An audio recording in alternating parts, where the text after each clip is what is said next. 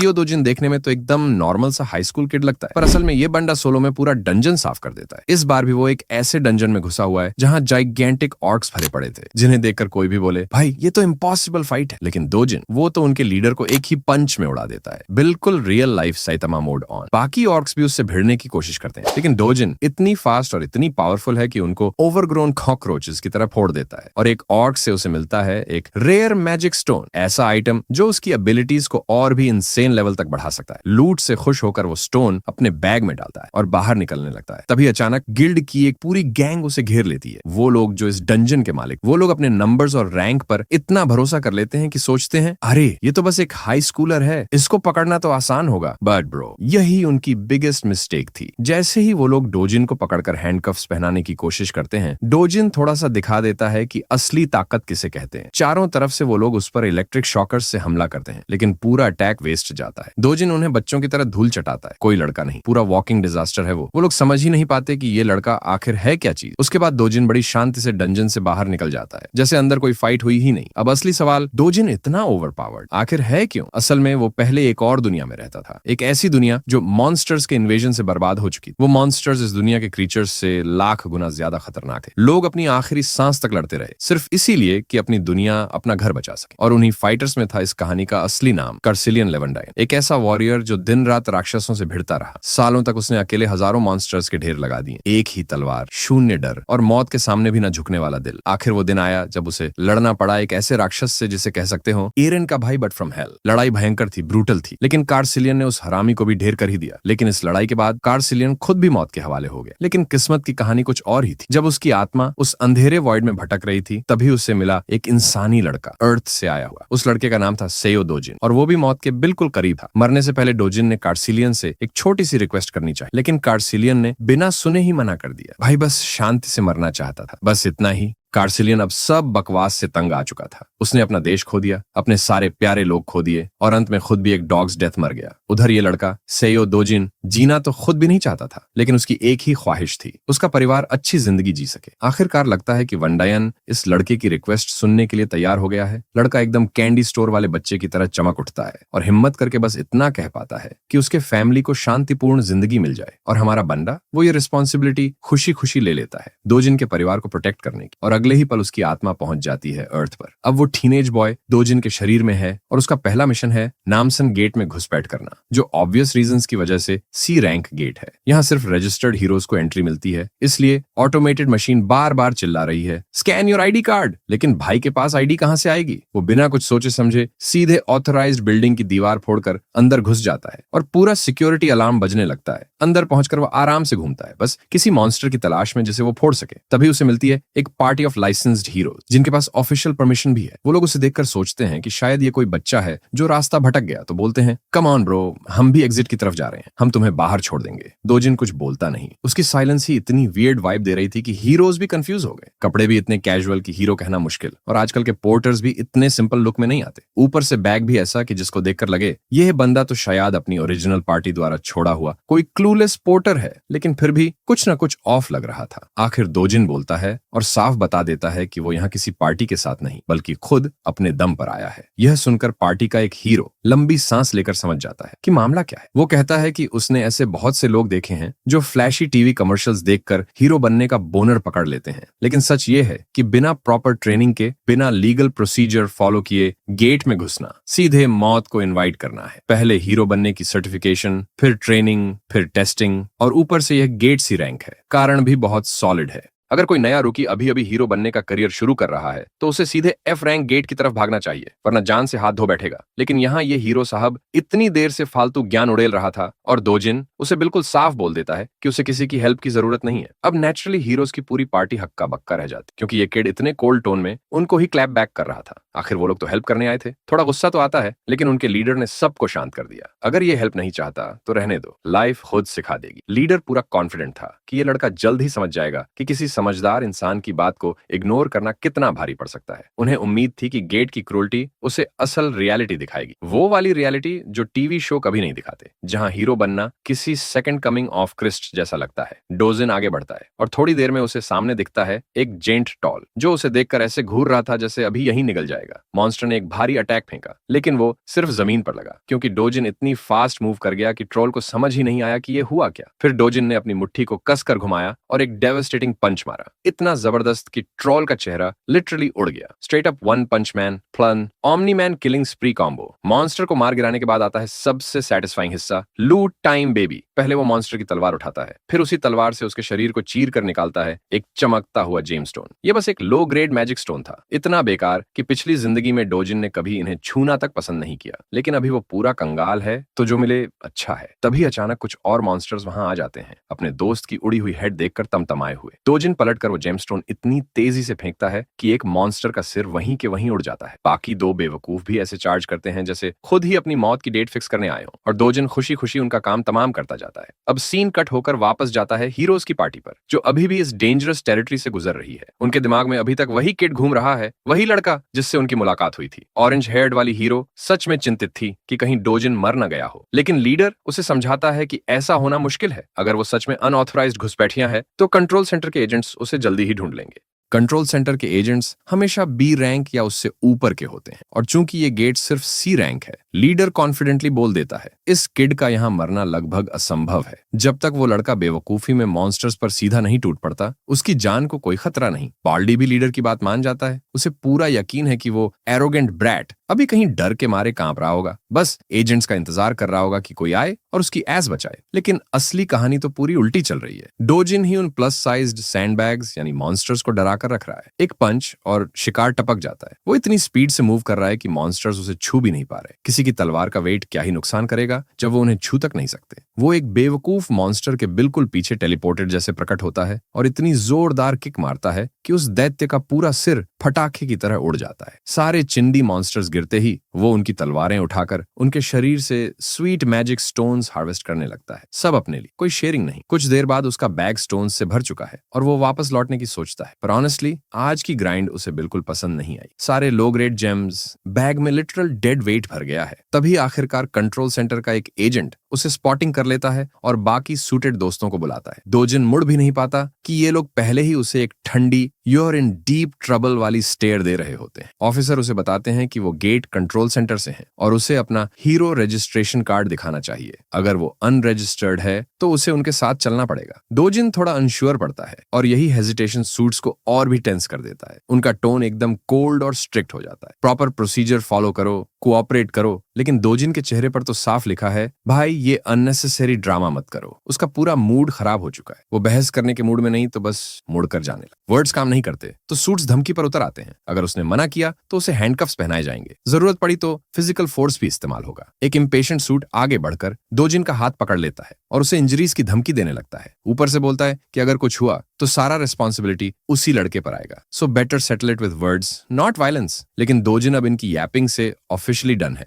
वह उस कमीने का हाथ पकड़कर उसे वापस अपनी तरफ खींचता है और एक ठंडी वार्निंग देता है, मेरे रास्ते में कांटे मत बनो, हट जाओ। जैसे ही सीन शुरू होता है उसके पूरे शरीर में एक कोल्ड चिल दौड़ जाता है। उधर बाकी के दो कमीने भी अपने मैजिक इन्फ्यूज्ड बैटॉन्स निकाल लेते हैं। ये कोई नॉर्मल लाथिस नहीं, ये ग्रेड 4 मैजिक स्टाफ्स होते हैं, इतनी पावर वाले कि आराम से किसी ऑर्क को भी गिरा दें। लेकिन इनसे हमारे भाई को फिजिकल डैमेज देना वो तो बिल्कुल ही नामुमकिन है। तो हमारा बांडा बिना टाइम वेस्ट किए एक कमीने का हाथ इतनी जोर से मोड़ता है कि वो लिटरली वाइनी बिच की तरह चीखने लगता है। इसके बाद वो एक फाइनल वार्निंग भी दे देता है, अभी भी वक्त है, निकल लो यहां से, वरना जो थोड़ी सी डिग्निटी बची है ना वो भी छाली जाएगी। लेकिन ड्यूटी बाउंड सूट्स कहां मानने वाले थे, मजबूर होकर वायलेंस पर उतर आते हैं। वो पूरी कोशिश करते हैं कि किसी तरह अपने मैजिक स्टाफ से उसे टैग कर दें। तभी हमारा बांडा एक को पीछे से क्रशिंग ब्लो मारता है और दूसरे के पेट में सीधा घूंसा दे देता है। अब बचता है सिर्फ वो चश्मिश वाला बंदा, लास्ट मैन स्टैंडिंग। बंदा क्लियरली समझ जाता है कि अब उसकी बारी है और टेंशन में आ जाता है। और तभी डोजिन अचानक से ब्लर होकर हवा में गायब हो जाता है, लिटरली डिसअपीयर। पुअर बास्टर्ड तो वही पैनिक कर जाता है। फिर नेक्स्ट सेकंड एक स्नीकी पंच सीधा उसके पेट में लगता है और वो दर्द से पीछे की ओर लड़खड़ा जाता है। लगता है डोजिन अब इस कांस्टेंट बुलशिट से तंग आ चुका है, एजेंट्स, पंगे, चेस, सबसे। इसीलिए फाइनली उसके दिमाग में आता है कि हीरो रजिस्ट्रेशन कर ही लेना चाहिए। एजेंट भी टुरेंट समझाता है, एज लॉन्ग एज टू कोई इलीगल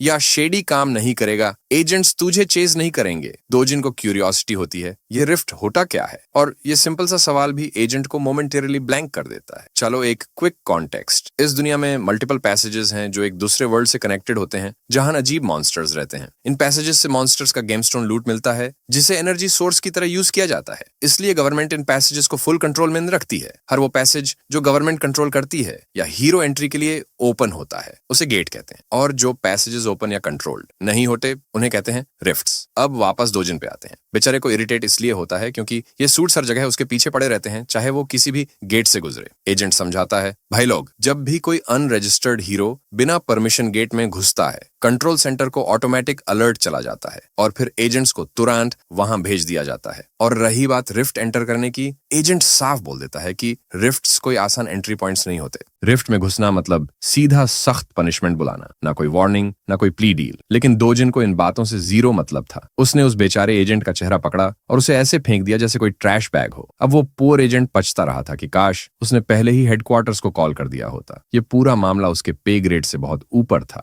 दोजिन जाते जाते उसे एक आखिरी बार घूरता है, सोचता है कितना वीकलिंग है ये। वो कमजोर एजेंट शायद हाथ तोड़वा बैठा था, फिर भी जोर जोर से धमकियां दे रहा था कि वो डोजिन को पकड़कर बिहाइंड बार्स चलवा देगा। सीन कट होकर आता है सोल गैशन डिजिटल कॉम्प्लेक्स, ग्यूमचन डिस्ट्रिक्ट। ये विशाल बिल्डिंग अब हीरो कॉम्प्लेक्स कहलाती है। यहाँ मैजिक स्टोन्स और गेट्स से निकली हर चीज की ट्रेड्स होती हैं, और आजकल तो जगह फुल बिजी रहती है। इसी जगह डोजिन एक स्टोर की तरफ बढ़ रहा होता है जहाँ मैजिक स्टोन्स खरीदे बेचे जाते हैं। अंदर पहुंचते ही उसका स्वागत एक टिपिकल जीन्सी बंदे से होता है जो इंस्टा रील्स में दिमाग सड़ा रहा था। डोजिन के स्टोन्स बेचने की बात करते ही दुकानदारी चालू। ओनर तुरंत अपनी दुकान की तारीफें शुरू कर देता है कि उनके रेट्स पूरे देश में सबसे हाई हैं। दोजिन लो ग्रेड जेम जिन पर मॉन्स्टर का खून लगा था काउंटर पर डाल देता है। मालिक का चेहरा एकदम खट्टा पड़ जाता है, जैसे किसी ने पीछे से ठोक दिया हो। खून देखकर उसे घिन आ रही थी, फिर भी कंप्लेंट नहीं करता और प्रोसेस शुरू कर देता है। पूछता है, कॉफी चाहिए? थोड़ी देर बाद डोजिन आराम से कॉफी पी रहा होता है और ऑनर बड़े ध्यान से स्टोन को साफ कर रहा होता है। आखिर में हिसाब निकलता है, 12 लो ग्रेड, 16 मीडियम ग्रेड और 5 अपर plus lower grade stone 40% commission काटकर डोजिन को मिलेंगे, करीब 5.5 मिलियन वोन। लेकिन भाई को 40% देना बिल्कुल फेयर नहीं है लगता है। शिकारी वो, मेहनत उसकी, फिर ये बंदा आधा पैसा लेने की सोच भी कैसे सकता है? ओनर फिर भी शान से बोलता है कि वो तो एहसान कर रहा है क्योंकि बाकी सारे कॉम्पिटिटर्स तो 45% या उससे भी ज्यादा काटते हैं।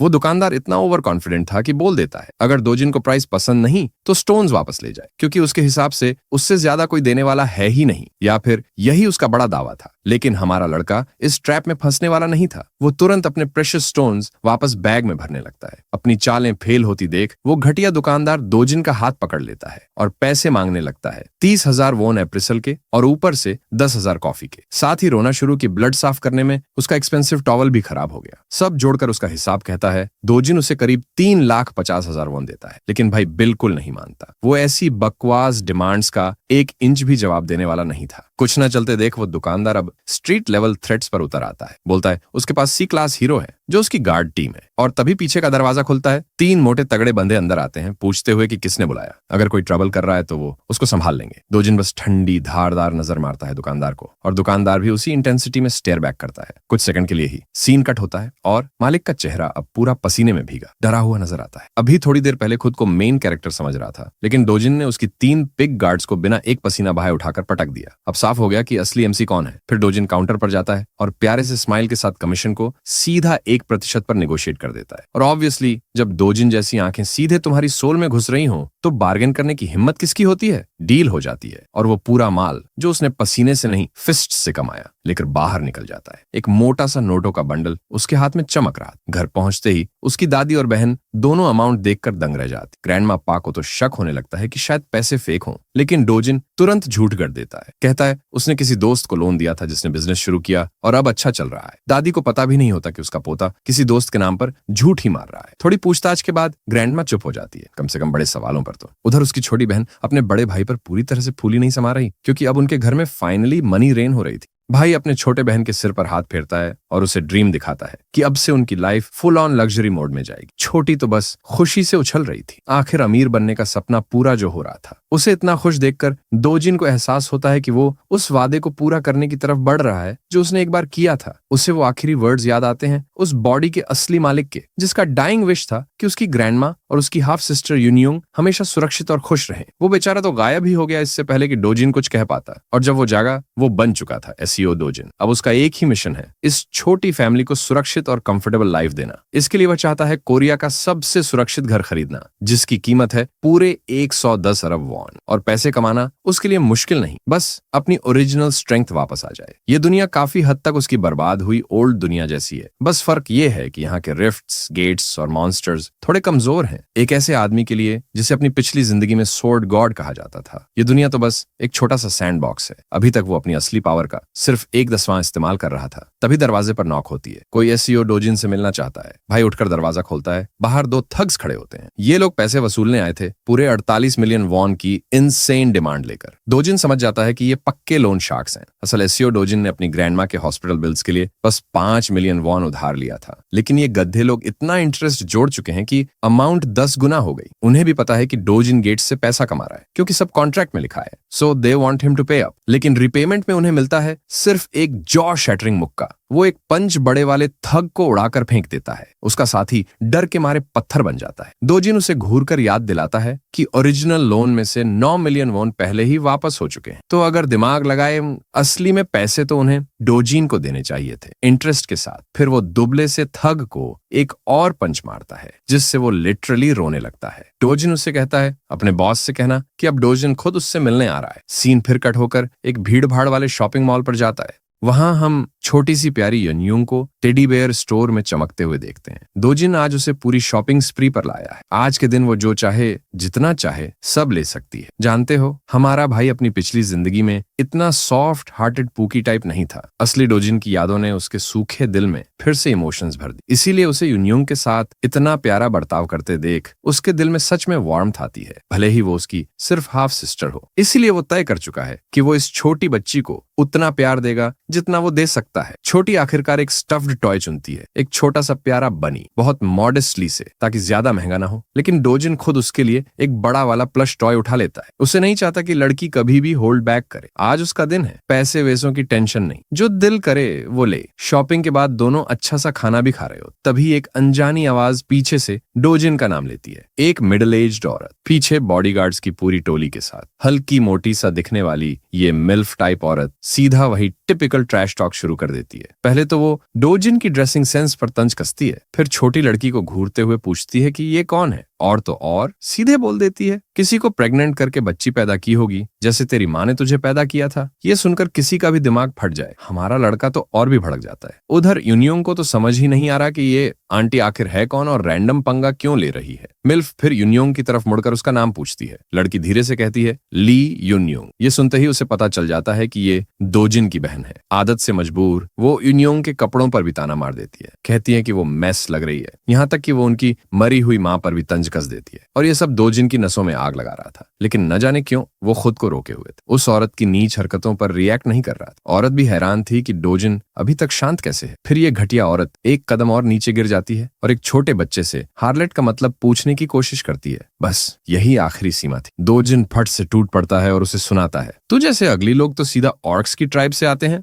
औरत का मुंह खुला का खुला रह जाता है, पूरी तरह शॉक में, दिमाग एकदम ब्लैंक। लेकिन जरा कॉन्टेक्स्ट समझ लेते हैं कि डोजिन इतनी देर से इस औरत की बकवास क्यों झेल रहा था। असल में डोजिन एक इलेजिटिमेट चाइल्ड था और बचपन से गरीबी में पला। 7 साल की उम्र में उसकी माँ मर गई और जैसे तैसे वो अपने बाप के घर पहुंचा। लेकिन उसके बाप की नई बीवी थी और घर में हर कोई उसे ऐसे अवॉइड करता था जैसे वो इनविजिबल हो। हालत तब और बिगड़ गई जब उस औरत ने एक बेटे को जन्म दिया। तब से डोजिन तो जैसे देयर फैमिली से पूरी तरह हट ही गया था। इतना कि एक दिन उसे उसी घर से निकाल दिया गया जिसमें वो पला था। फिर वो अपनी ग्रैंड माँ के घर आधे बहन भाई के साथ रहने लगा। डोजिन जब इस सबको याद करता है तो उसे असली एसईओ डोजिन के लिए सच में दया आती है। इतना कुछ सहकर भी वो लड़का हंसने की कोशिश करता था, जैसे उसकी जिंदगी में कोई दर्द ही नहीं। लेकिन अब चीजें बदलने वाली। ये औरत वही स्टेप सिस्टर है। इसी वजह से डोजिन उसे अब तक झेल रहा था, लेकिन अब बस और नहीं। उसे याद आता है वही घर जहां वो इस ऑर्क जैसी औरत के साथ रहता था। और सच बोलें तो आज भी उतनी ही बकवास, उतनी ही डिस्गस्टिंग, उसकी personality garbage, looks orc mode और दिमाग लिटरल पोटैटो। डोजिन सीधा उसके मेंटल पर वार करता है, बताता है कि वो खुद इंफीरियरिटी कॉम्प्लेक्स से भरी है, इसलिए दूसरों को अगली बोलकर खुद को सुपीरियर महसूस करती है। वो असल में एक गोल्ड डिगर है, दूसरों की जिंदगी पर मरने वाली अटेंशन सीकर। बस यही सच दुनिया को पता होना चाहिए। मॉल में हर कोई इन्हें घूर रहा था, जैसे पूरा मॉल का ड्रामा स्टेज यही हो। वो ऑर्क लेडी अनोयंस से फटने वाली थी कि तभी डोजिन की स्टेप मदर सीन में एंट्री मारती है। अपनी माँ को देखते ही वो ऑर्क लेडी रोने वाली लड़की बन जाती है, जैसे कोई वाइनी बिच, और शिकायतें करने लगती है कि डोजिन ने उसे बोलकर इंसल्ट किया। लेकिन उसकी माँ एक कोल्ड किलर ग्लेयर से उसे चुप करवा देती है। नॉट गना लाई,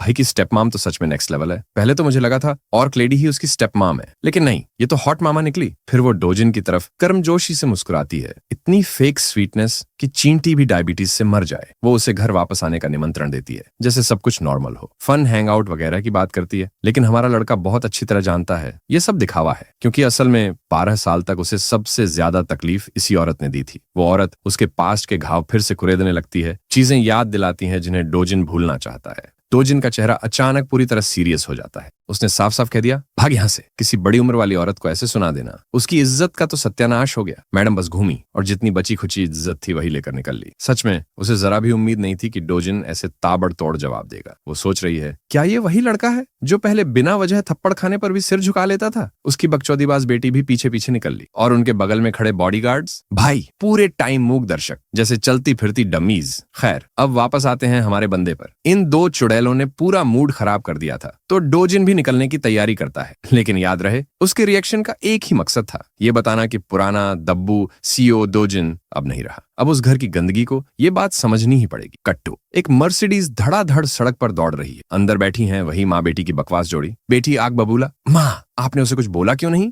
माँ का गुस्सा तो अलग ही लेवल पर है। वह अपने मैनेजर से पूछती है, डोजिन जिंदा कैसे है? गंजे को खुद नहीं पता, रिपोर्ट्स से तो मैच ही नहीं कर रहा। मैडम तो पूरी आग उगल रही है, कैसे जिंदा है? हमने तो काम साफ करवाया था। बेचारा मैनेजर दोबारा चेक करने का वादा करता है, इस बार काम पूरा होगा। वहीं बेटी पूरी हिल चुकी है। उसे बिल्कुल अंदाजा नहीं था कि उसकी माँ पर्दे के पीछे इतना गंदा खेल खेल रही है। मरने मारने की बातें सुनकर उसका दिमाग हिल गया। तभी उसकी माँ पूछ बैठती है, क्या तुझे डोजिन में दिलचस्पी है? बेटी का चेहरा गुलाबी, शर्म से नहीं डर से। असल में वह इसलिए घबराई है क्योंकि अगर दादा या पापा को पता चल गया तो उसकी खैर नहीं। लेकिन माँ उसका मुंह पकड़कर सख्त चेतावनी देती है, मेरे कामों से दूर रह, और साफ ऐलान करती है डोजिन को खत्म करना है। आज उसने जवाब देने की हिम्मत की, बस यही बात उसे अंदर तक चुभ गई। अब उसके लिए सबसे बड़ा बदला डोजिन की मौत ही है। 10 साल पहले दुनिया सीधी कैओस मोड में चली गई थी जब पहली बार रिफ्ट दिखाई दिया। इस डरावने से दूसरे दुनिया वाले दरवाजे से निकलते थे मॉन्स्ट्रस क्रीचर्स, जिनका एक ही काम था, इंसानों को देखते ही कूट देना। उनकी दहशत रुकी नहीं, लगातार हमला,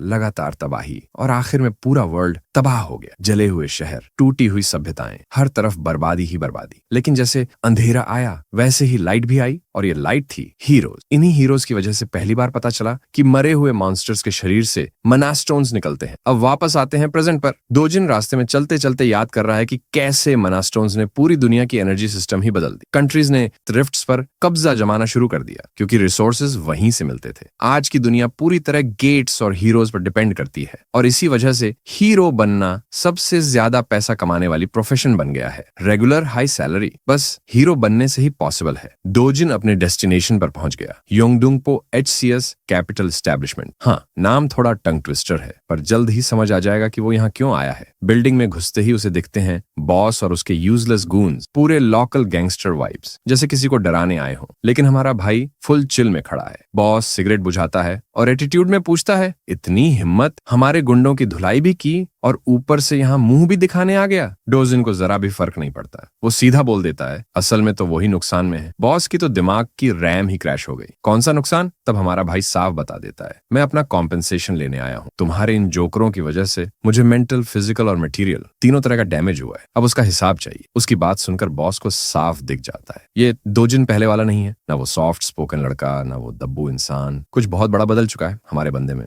अब बात साफ है, ये वही लड़का है जिसने इनके भेजे गए पूरे लैकीज की ऐसी तैसी करके वापस भेजा था। सब चीजें देखकर बॉस की एक ही थ्योरी बनती है, एसईओ डोजिन ने गेट के अंदर कोई रेयर टाइप की अवेकनिंग हासिल कर ली है। ये जानते हुए भी बंदा अपनी फेक एरोगेंस नहीं छोड़ता। वो डोजिन को बोलता है कि उसकी ये नई नई कॉन्फिडेंस ही एक दिन उसकी बर्बादी बनेगी। कितना बड़ा हाइपोक्रिट है, उल्टा हमारे भाई को ओवर कॉन्फिडेंट बोल रहा है और अपने पॉइंट को प्रूव करने के लिए पीछे से एक पूरा ग्रम्पी मैन का स्क्वाड खड़ा कर देता है ताकि डर बना सके। लेकिन भाई सोर्ड गॉड की नजर से देखें तो ये सारे लड़के तो कीड़े मकौड़े लगते हैं। बॉस फिर भी बकचोदी जारी रखता है, कहता है अवेकेंड लोग भी आखिर में लो क्लास हीरोज की तरह मर जाते हैं और उसकी ऑर्गेनाइजेशन तो एक डी क्लास हीरो को जूते की तरह कुचल सकती है। उधर डोजिन आराम से सोफे पर बैठा है, 5 लोगों की डेथ स्टेयर को फुल इग्नोर मोड में, और बिना कोई इमोशन दिखाए वो सीधे बॉस को कमांड देता है, बैठ जा वापस। बॉस की तो बोल्टी बंद। इस लड़के का टोन देख के हैरान। डोजिन की सीरियस आंखें बता रही हैं, मैं अभी खत्म नहीं हुआ। इतने में एक बंदे की हिम्मत फूट पड़ती है, वो हमारे भाई को चैलेंज करने के लिए आगे बढ़ता है। डोजिन बड़े मजे से अपनी ग्लासेस उतारता है और अगला ही मोमेंट भाई उसके मुंह पर Mike Tyson ballistic universal machine gun rocket punch 9000 जड़ देता है। साला उड़ ही गया। बाकी 4 बंदे सीन फ्रीज में खड़े, ये क्या हुआ, और मजा यहीं खत्म। डोजिन एक एक करके उनकी बैटरी निकाल देता है, दूसरा बंदा भी हवा में उड़ जाता है। सबसे कमाल की बात, इनकी धुलाई करते हुए भी भाई पूरे काल्म मोड में अपनी बात समझा रहा है। साइड बाय साइड एक्सपोज भी करता जा रहा है कि उनका ये मनी लेंडिंग बिजनेस सिर्फ कवर है, असली काम है काउंटरफिट आईडीज का शेडी काम। एक ऑरेंज हेयर्ड पंक को पंच मारते हुए वो पूरा सच सामने रख देता है और आखिर में बॉस की तरफ देखकर बोलता है मुझे एक हीरो आइडेंटिटी चाहिए, ऑफिशियली रजिस्टर्ड होना है और लेजिट पैसे कमाने हैं। आखिरी बंदे का वार डोजिन ऐसे डॉज करता है जैसे ये कोई वार्म अप हो। अगले ही सेकंड भाई उसे ट्रिपल पावर वाला प्यार लौटाते हैं बस। और इसी तरह पूरी गैंग को डोजिन ने अपनी स्पेशल स्लीपिंग रूटीन पर भेज दिया। 100% सफलता दर। अब भाई अपनी डिमांड आगे रखता है, उसे एक फूल प्रूफ आइडेंटिफिकेशन चाहिए, ऐसा जो फ्यूचर में कभी प्रॉब्लम न खड़ी करे। बॉस तो शॉक में जड़ हो चुका है। कुछ सेकंड में ये लड़का 5 बंदों को पार्क कर गया। डोजिन उसे रिमाइंड करता है कि उसके पास सिर्फ एक दिन है उसकी नई आइडेंटिटी तैयार करने के लिए। वैसे कुछ बंदे लड़ाई में कूदे ही नहीं, ये भी बड़ी बात है, वरना ऐसी दुनिया में तो लोग लेवल एक रूकीज होते हुए भी भगवान को चैलेंज कर देते हैं। बॉस अपनी ही सोचों में खो गया और उसे एहसास होने लगता है कि डोजिन की स्ट्रेंथ कम से कम बी क्लास के आसपास है। इतना लॉस्ट हो गया कि डोजिन को बोलना पड़ा, भाई snap out of it. Boss तुरंत काम लेने के लिए तैयार भी हो जाता है। फिर डोजिन उसके कंधे पर हाथ रखता है, शब्द स्वीट पर एक्सप्रेशन इतना टेरिफाइंग कि आदमी की रूह कांप जाए, और पूछता है होंग ही जो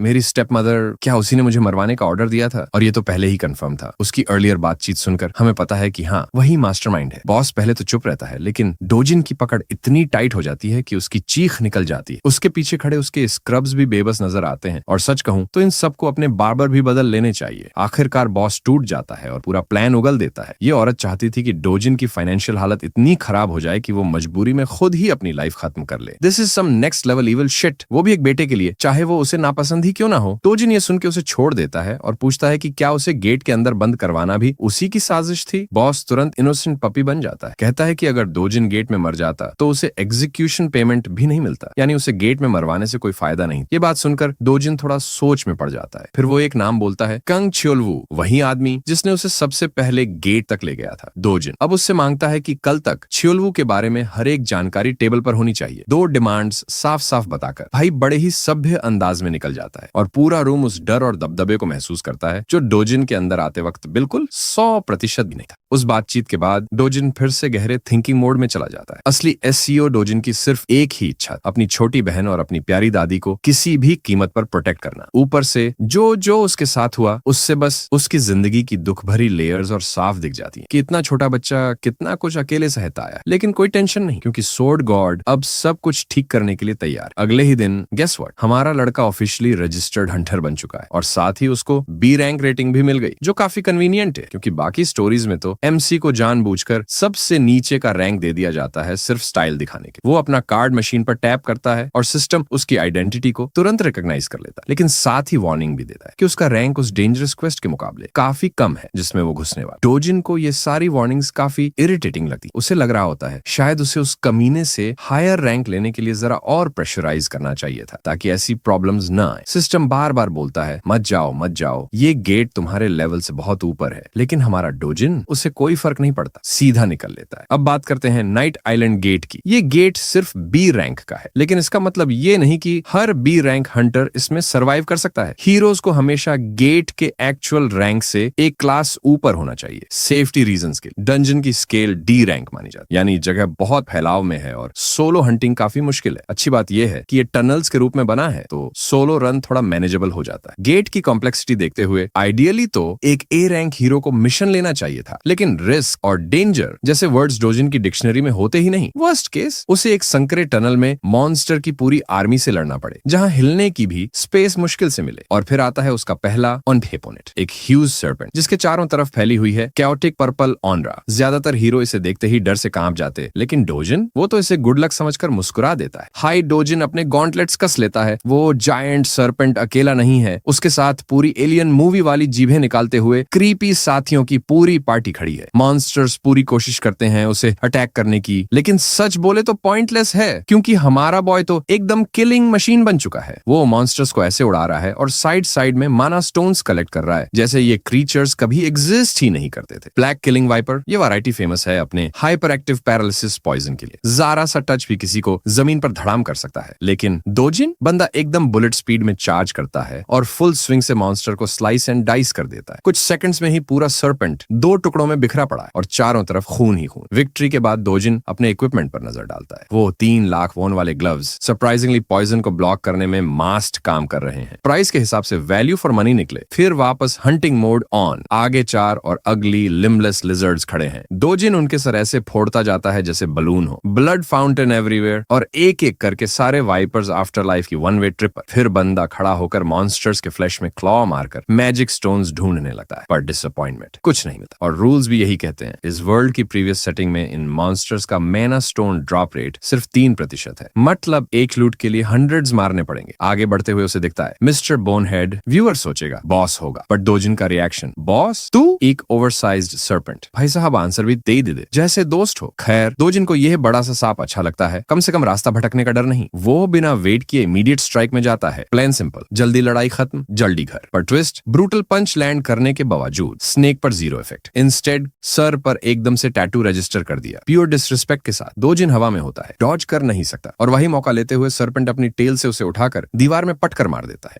डोजिन जमीन पर धड़ाम से गिरा पड़ा है और शायद इस क्रैश लैंडिंग ने उसे एक सॉलिड रियलिटी चेक दे दिया कि बॉस मॉन्स्टर बिल्कुल बाकी वाइपर्स जैसा नहीं है। सामने खड़ा वो जायंट सर्पेंट अपने पॉइजनस फैंग्स बाहर निकालकर ऐसे हिस करता है जैसे एवरेज गर्लफ्रेंड जब भूखी हो। बॉस मॉन्स्टर उसे चबाने के लिए डाइव मारता है, लेकिन डोजिन लास्ट सेकंड पर साइड हो जाता है। इवेजन का पूरा मोमेंटम यूज करके वो वापस घूमा और एक पावर पंच जड़ दिया, जिससे मॉन्स्टर के हार्ड शेल पर और गहरी क्रैक्स पड़ जाती है। इस सेकंड अटैक के बाद एक बात साफ हो जाती है, बॉस का आउटर शेल असामान्य रूप से टफ है। इतना टफ कि डोजिन अपने करंट लेवल पर एक ही वार में इसे पियर्स नहीं कर सकता। सिचुएशन उलटी पड़ जाती और वो सोचना शुरू करता है कि स्ट्रेटेजी बदलनी पड़ेगी। अगर वो अपने original strength sword God form में होता तो इस बीस्ट को वो फ्लोर मॉब की तरह साफ कर देता। तभी उसकी नजर पड़ती है उस फॉलन वॉरियर की सोर्ड पर, जो बॉस से लड़ते लड़ते जान दे गया। और यही वो मोमेंट है जहां व्यूअर्स समझते हैं वो सोर्ड गॉड कहलाता है, फिस्ट गॉड नहीं। सोर्ड लठ जैसी खराब हालत में है, लेकिन डोजिन मानता है ब्लेड की वैल्यू उसके विल्डर से होती है। वो टूटी फूटी तलवार उठाता है, उसे हाथ में घुमाता है और उसी कॉन्फिडेंस के साथ मॉन्स्टर की तरफ बढ़ता है। बॉस एक बार फिर बिजली की स्पीड से झपटता है, लेकिन डोजिन हवा में उछलते हुए डिक्लेयर करता है, बी प्राउड, मैं तुम्हें सोर्ड से मारने जा रहा। सोर्ड की हालत भले ही खराब हो, लेकिन अगले ही पल डोजिन इतनी तेज चमकती हुई स्लैशेस बरसाता है कि पूरा स्नेक लिटरली एविसिरेटेड हो जाता है। सीरियस लड़ाई का एंड एक मजेदार सीन में बदल जाता है। पीछे बॉस मर रहा है और सामने डोजिन की सोर्ड धूल में बदल रही। बॉस को खत्म कर लेने के बाद डोजिन एक स्मार्ट काम करता है जो आजकल के ज्यादातर प्रोटैगनिस्ट्स सोचते भी नहीं। वो मॉन्स्टर का एक फैंग तोड़कर अपने साथ ले जाता है। सोचता है थोड़ी रिफाइनमेंट के बाद ये एक बढ़िया शॉर्ट स्वॉर्ड मटेरियल बन सकता है। This is his reward for this hunt. Gate से बाहर निकलते ही रात हो चुकी है, तारे चमक रहे हैं। पता ही नहीं चला बी रैंक गेट में इतना टाइम निकल गया, बट इस पूरी फाइट ने उसके अंदर एक चीज पक्की कर दी, वह अपनी ओरिजिनल स्ट्रेंथ फिर से हासिल करेगा। पूरा पावर, पूरा हेल्थ, एकदम पुराना सोर्ड गॉड मोड। और एक छोटी सी खुशी भी, अच्छा हुआ उसके पुराने दोस्त इस वीक वर्जन को नहीं देख पाए, वरना ये तो फुल ऑन एम्बैरेसमेंट हो जाती। शिकार से लौटने के बाद वो मैजिक स्टोन्स की जांच करवाने और बेचने जाता है। उसके सामने एक और हीरो खड़ा है जो अपना बड़ा सा मैजिक स्टोन का ढेर जमा कराने आया है। सस्ता सा कमीना रिसेप्शनिस्ट उसे घास तक नहीं डालता और बताता है कि कमीशन रेट एक ही है, सीधे 40%। सीधा साधा लड़का भी तुरंत समझ जाता है कि यह रेट पूरी तरह लूट है। वो अपनी चिंता जताता है और खुद को एक सामान्य आदमी बताता है। रिसेप्शनिस्ट बिल्कुल वही बात दोहराता है जो उसने डोजिन से कही थी कि उनका रेट तो असल में सभी अप्रेजल सेंटरों में सबसे कम है। गेट सेंटर में रेट 5% है, लेकिन वो टैक्स के बिना है। इस बेईमान अप्रेजर की नजर में ये डील हीरोज के लिए बहुत बढ़िया कमाई करवाती। वो पैसे हीरो को थमा देता है, जो ज्यादा शिकायत नहीं करता, बस चिंतित होकर उसके बिगड़े हुए चेहरे के बारे में पूछता है। मजेदार बात यह है कि यह आदमी पिटाई खाने के बाद भी वही रटा रटाया डायलॉग बोल रहा है। वो इसे हल्का बनाकर कहता है कि एक साइकोपैथ ने पहले उसके गार्ड्स को उड़ा दिया और फिर उसे ये हालत। हीरो को लगता है ये तो रिसेप्शनिस्ट की गलती है कि उसने सी रैंक लेवल पर ऐसे घटिया गार्ड रखे हुए। आखिर उनके संसार में सिर्फ रैंक ही सब कुछ नहीं होता, स्किल भी बहुत बड़ा फैक्टर है। असल में रैंक किसी की असली क्षमता को ठीक से दर्शाती ही नहीं, इसे केवल सिस्टम बनाए रखने के लिए अपडेट किया जाता है। हीरो समझदारी से बताता है कि एक ही रैंक वाले लोगों की स्किल और क्षमताओं में बहुत अंतर होता है, इसलिए सबके साथ एक जैसा व्यवहार नहीं किया जा सकता। फिर फर्क है एक निकम्मे वॉच गार्ड में जो दुकान पर बैठा दिन काटता है और एक असली हीरो में जो रोज रोज जान जोखिम में डालकर राक्षसों का शिकार करता है। हालांकि ये आदमी उसे अच्छी सलाह दे रहा था, लेकिन रिसेप्शनिस्ट जैसे कोई जोकर हो, बस चाहता है कि वो चुप हो जाए और यहाँ से निकल जाए। हीरो भी चला जाता है। जाते जाते कहता है कि अगर कभी मदद चाहिए तो बता देना। इतने में हमारा लड़का वहीं से गुजरता है, हमेशा की तरह ठंडे चेहरे के साथ। उसे देखते ही रिसेप्शनिस्ट एकदम से सिहर जाता है और डर के मारे उछल पड़ता है। वह डोजिन की तरफ उंगली करके चिल्लाता है कि यही वो साइकोपैथ है जिसने उसका पूरा हुलिया बिगाड़ा। पीछे मुड़कर दोनों को देखते हुए हीरो असल में काफी प्रभावित हो चुका है। वह हमारे लड़के के दुबले पतले लेकिन बिल्कुल फिट शरीर को नोटिस करता है। फिर भी ये सुनकर कि उसने यहाँ के गार्ड्स को कचरा बना, वो खुद भी लड़ाई के लिए तैयार हो जाता है, पूछते हुए कि क्या यही वो मुसीबत खड़ी करने वाला है।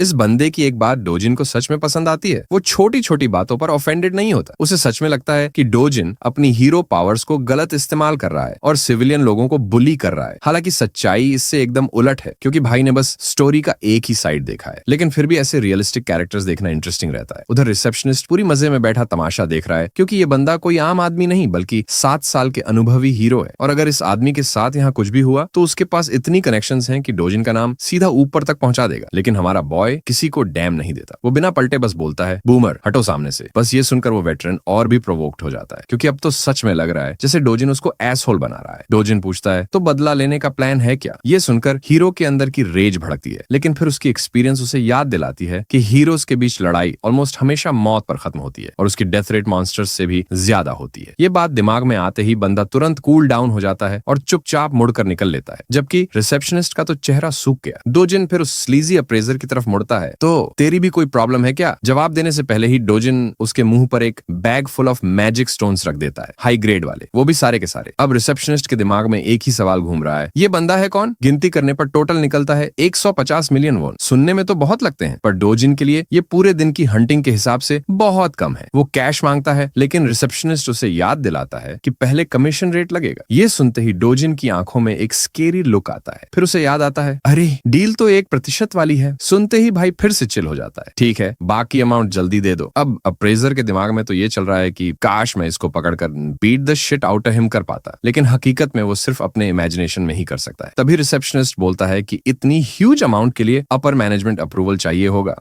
बिना एक सेकंड भी वेस्ट किए डोजिन जोर से बोल देता है कि अप्रूवल यहीं अभी चाहिए। घबराया हुआ एम्प्लॉय तुरंत अपने बॉस को फोन लगाता है और धीरे धीरे पूरी सिचुएशन समझाता है, लेकिन डील स्मूथ होने ही वाली थी कि डोजिन बीच में फोन छीन लेता है और सीधे बॉस से बोलता है, पेमेंट जल्दी करो। बॉस को कोई दिक्कत नहीं, वो मान भी जाता है, बस ये चाहता है कि फोन एम्प्लॉय को वापस दे दिया जाए। डोजिन बड़े आराम से फोन लौटाता है, लेकिन लौटाता कैसे है? सीधा दीवार पर स्मैश कर देता है। एक्सीडेंटली ना, सबको पता है ये प्यूरा इंटेंशनल था। एम्प्लॉय अपने टूटे हुए फोन को देखकर लिटरली शिवर कर रहा है, जबकि डोजिन उसे कामली कहता है, अब अप्रूवल मिल गया, जल्दी कैश तैयार करो। और रिसेप्शनिस्ट बेचारा बैग्स पे बैग्स में कैश भरता जाता है। ट्रांजैक्शन खत्म होने तक वो बंदा पूरा डेवास्टेटेड बैठा है। शायद आपको उस पर थोड़ा सा पिटी आए, पर याद रखना यही आदमी रोजाना हीरोज का आधा पैसा स्कैम करता है, वो भी उनकी जान जोखिम में डालने के बाद। So yeah, he is a total scumbag. 10 minute बाद बॉस फाइनली अपनी दुकान पहुंचता है, गुस्से में लिटरली इंगेज कि उसका एम्प्लॉय फोन क्यों नहीं उठा रहा। और फनीस्ट पार्ट, रिसेप्शनिस्ट उसी टाइम हार मानकर तुरंत रिजाइन डाल देता है। बॉस दीवार में घुसे हुए स्मैशड फोन को देखता है और तभी उसे सब समझ में आ जाता है। वो अपना फोन निकालता है और जुयॉन को कॉल करता है, उसे तुरंत बुलाने के। कट टू जुयॉन, एक gorgeous young woman, purple pink बाल, पूरा सेलिब्रिटी वाइब। लोग उसे देखते ही चीखते हैं, जुयॉन, और उसके आउटफिट पर लिटरली मर मिटते हैं। And honestly she looks dope as hell. Store पहुंचते ही रिसेप्शनिस्ट तो इतना स्टन हो जाता है कि लगभग जमीन पकड़ ले। She casually smiles and greets him, और वही स्माइल समझा देती है कि लोग क्यों इतना फस कर रहे हैं, क्योंकि वो कोई रैंडम ब्यूटी नहीं, वो देश की 4th S रैंक हीरो है, a legit power house. Rumours चल रहे हैं कि वो बॉस की नीस है और वो खुद कंफर्म भी कर दे। वो बताती है कि अंकल ने उसे बुलाया है एक रेकलेस हीरो को हैंडल करने के लिए। सिचुएशन जानने के लिए वो स्टाइलिश एस रैंकर आराम से बैठ जाती। Scene cuts to outside. हमारा बॉय अपनी कंप्लीटली रिप्ड फिजिक के साथ धूप में बैठे मेडिटेशन कर रहा है। पूरे दिन भर हंटिंग करने के बावजूद डोजिन को मिला हुआ रिवॉर्ड उतना अमेजिंग नहीं था जितनी उम्मीद थी। इसी पेस पर चलता रहा तो फ्यूचर वाकई मुश्किल लग रहा है। सबसे पहले उसे उस लेवल तक पहुंचना होगा जहां वो अकेले ही एस रैंक गेट्स क्लियर कर सके। इसका मतलब उसे अर्जेंटली ट्रेनिंग करनी होगी ताकि अपनी ओरिजिनल स्ट्रेंथ वापस पा सके। और हाँ भाई, ट्रेनिंग आर्क टाइम ऑफिशियली शुरू हो चुका है। डोजून की सबसे बड़ी चैलेंज ये है कि इस दुनिया की माना डेंसिटी पिछली दुनिया के मुकाबले बहुत थिन है। मतलब चाहे वो कितना भी मेहनत से माना गैदर करे, इस स्पीड पर उसे कम से कम 3 साल लगेंगे अपनी ओरिजिनल स्ट्रेंथ के करीब पहुंचने में। और अगर हालात बिगड़ गए तो और भी ज्यादा। एक तरीका ये भी है कि वो बेहतर इक्विपमेंट हासिल करे, लेकिन दिक्कत सबसे घटिया गियर भी हंड्रेड्स ऑफ मिलियंस में आता है, यानी सीधा सीधा पैसे की बर्बादी। तभी उसके शरीर में एक ठंडी सी चिल दौड़ जाती है, किसी बहुत डेंजरस प्रेजेंस का एहसास। वो फौरन यूनियन को लाइटनिंग स्पीड पर पकड़ता है और सभी को तुरंत घर के अंदर ले जाने को कहता है। अंदर पहुंचकर वो कमरा बंद कर देता है। ग्रैंडमा घबराई हुई पूछती है कि आखिर चल क्या रहा है। पूरा घर जोरदार क्वेक से हिलने लगता है, जिससे ग्रैंडमा डर कर पूछती है कि कहीं ये अर्थक्वेक तो नहीं। छोटी यूनियन पैनिक में है, लेकिन सच्चाई सिर्फ डोजिन जाता है। ये अर्थक्वेक नहीं है, कुछ और है। वो बाहर से आ रही टेरिफाइंग, शार्प और वायलेंट एनर्जी महसूस कर रहा है। एक रिफ्ट उनके दुनिया में खुल चुका है और सबसे बुरी बात, वो खुला है उनके घर की छत पर। प्रॉब्लम को संभालने के लिए वो फौरन बाहर भागने की तैयारी करता है और अपनी फैमिली को सख्ती से अंदर रहने को कहता है, क्योंकि बाहर हालात बेहद डेंजरस हैं। फुल स्पीड से वो रिफ्ट एंट्रेंस में कूद जाता है। पीछे से ग्रैंडमा और उसकी सिस्टर के रोते हुए आवाजें आती रहती हैं, उसका नाम पुकारते हुए। सीन कट होता है। सोल हीरो एसोसिएशन के अंदर अलार्म बज चुका है। मापो रीजन की छत पर अचानक एक नया रिफ्ट खुलने की खबर मिल चुकी है। पिछले इमरजेंसी को हुए अभी सिर्फ 63 दिन बीते। मैनेजर तुरंत आदेश देता है कि व्हाइट लाइन गिल्ड, जो सबसे पास है, उन्हें फौरन कांटेक्ट किया जाए और आसपास के हीरोज को अलर्ट करो ताकि सिचुएशन कंट्रोल में लाई जा सके। जब वो रिफ्ट की एग्जैक्ट लोकेशन चेक करता है तो देखता है कि ये किसी रेजिडेंशियल घर के ऊपर खुला है। ये उनके लिए भी बहुत ट्रिकी है, क्योंकि अगर कोई सिविलियन गलती से रिफ्ट में चला गया तो उसकी गारंटीड डिमाइज है। और सबसे बुरा, रिफ्ट किसी दूसरे को अंदर जाने ही नहीं देता।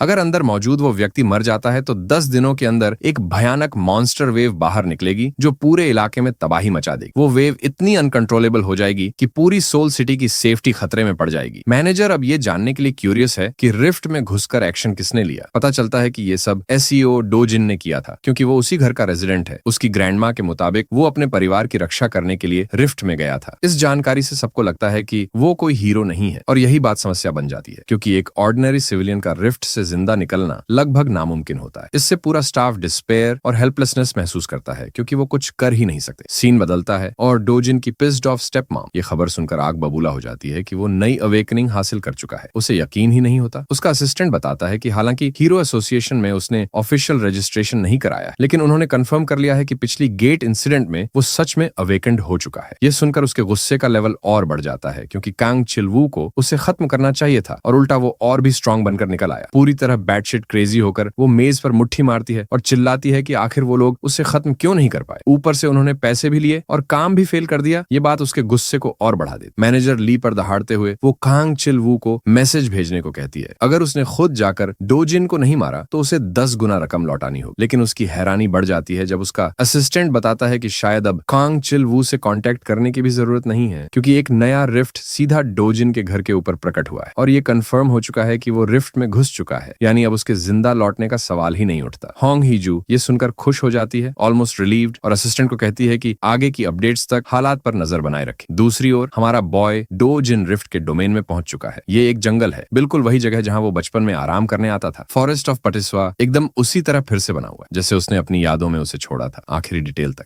यहाँ मौजूद रिच माना तक बिल्कुल वैसी ही भारी ऊर्जा महसूस होती है। रास्ते पर चलते हुए वो मुस्कुराता है, क्योंकि उसकी मुलाकात फिर से उस ऑल पावरफुल वर्ल्ड ट्री से हो रही है। ये वही ट्री है जो प्यूरेस्ट फॉर्म में माना छोड़ता है, दुनिया की सबसे डिवाइन स्ट्रक्चर और पूरे वर्ल्ड की स्टेबिलिटी का असली कोर। पुरानी दुनिया तब तबाह हुई थी जब इसी ट्री को जला दिया गया था, जिससे मना का पूरा फ्लो हमेशा के लिए विकृत हो गया। लेकिन इस रिफ्ट डिमेंशन में ट्री एकदम ठीक है, बिल्कुल वैसा ही जैसा डोजिन की यादों में था। उसे कारण नहीं पता, लेकिन एक बात बिल्कुल क्लियर है, उसके पास वो वो मैना वापस पाने का मौका है जो उसने खोया था। ट्री के नीचे बैठकर मेडिटेशन करते हुए हमारा बॉय धीरे धीरे अपनी ताकत को और साफ महसूस करने लगता है। वो पूरे 3 दिन ऐसे ही बैठा रहा, बिना खाए पिए, बिना किसी जरूरत का ख्याल किए। पूरा 10 दिन निकल गए और उसकी सारी फोकस केवल अपनी ब्रीदिंग को हार्मोनाइज करने पर। लेकिन 10वें दिन की रात उसकी मेडिटेशन को ट्रबल ने भंग कर दिया। ये एलियन जैसे क्रीचर्स, जिन्हें बल्किना कहा जाता है, फिर से वर्ल्ड ट्री को जलाने आए, ठीक वैसे ही जैसे उन्होंने पुराने समय में किया था। लेकिन इस बार हमारा बॉय वहां मौजूद है और वो इस ट्रेजेडी को दोबारा होने नहीं देगा। क्रीचर्स उस पर झपटते हैं और डोजिन को अफसोस होता है कि काश उसके पास वाटर एलिमेंट सोर्ड होता तो इन्हें आराम से गिरा सकता था। लेकिन सामने खड़े जलते हुए मॉन्स्टर्स जैसी दानवी आवाजें निकालते हैं और उसके पास अब इतना मना है कि उसे किसी हथियार की जरूरत ही नहीं। ही इज द वेपन और उसके हाथ रेटेड ई फॉर एवरीवन। वो अपना हाथ आगे बढ़ाता है और सिर्फ अपनी मैना की अथॉरिटी से एक क्रीचर को जमीन पर पटक देता है। दूसरा क्रीचर उसकी एबिलिटी देखकर शॉक में पड़ जाता है। अब जरा देखें अभी हुआ क्या। ये टेलीकिनेसिस नहीं था, इसे मना रिलीज कहा जाता है। ये एक ब्लास्टर टाइप अटैक है जो रॉ मना को डेटोनेशन स्ट्राइक की तरह फेंकता है। काफी समय बाद उसने इस एबिलिटी को ऐसे इस्तेमाल किया क्योंकि उसके मना रिजर्व्स पहले कम थे। लेकिन बुल्किना अभी खत्म नहीं हुए हैं। वो पलटकर अपने मुंह से चार्ज्ड ब्लास्ट्स फेंकते हैं रिटेलिएशन के तौर पर।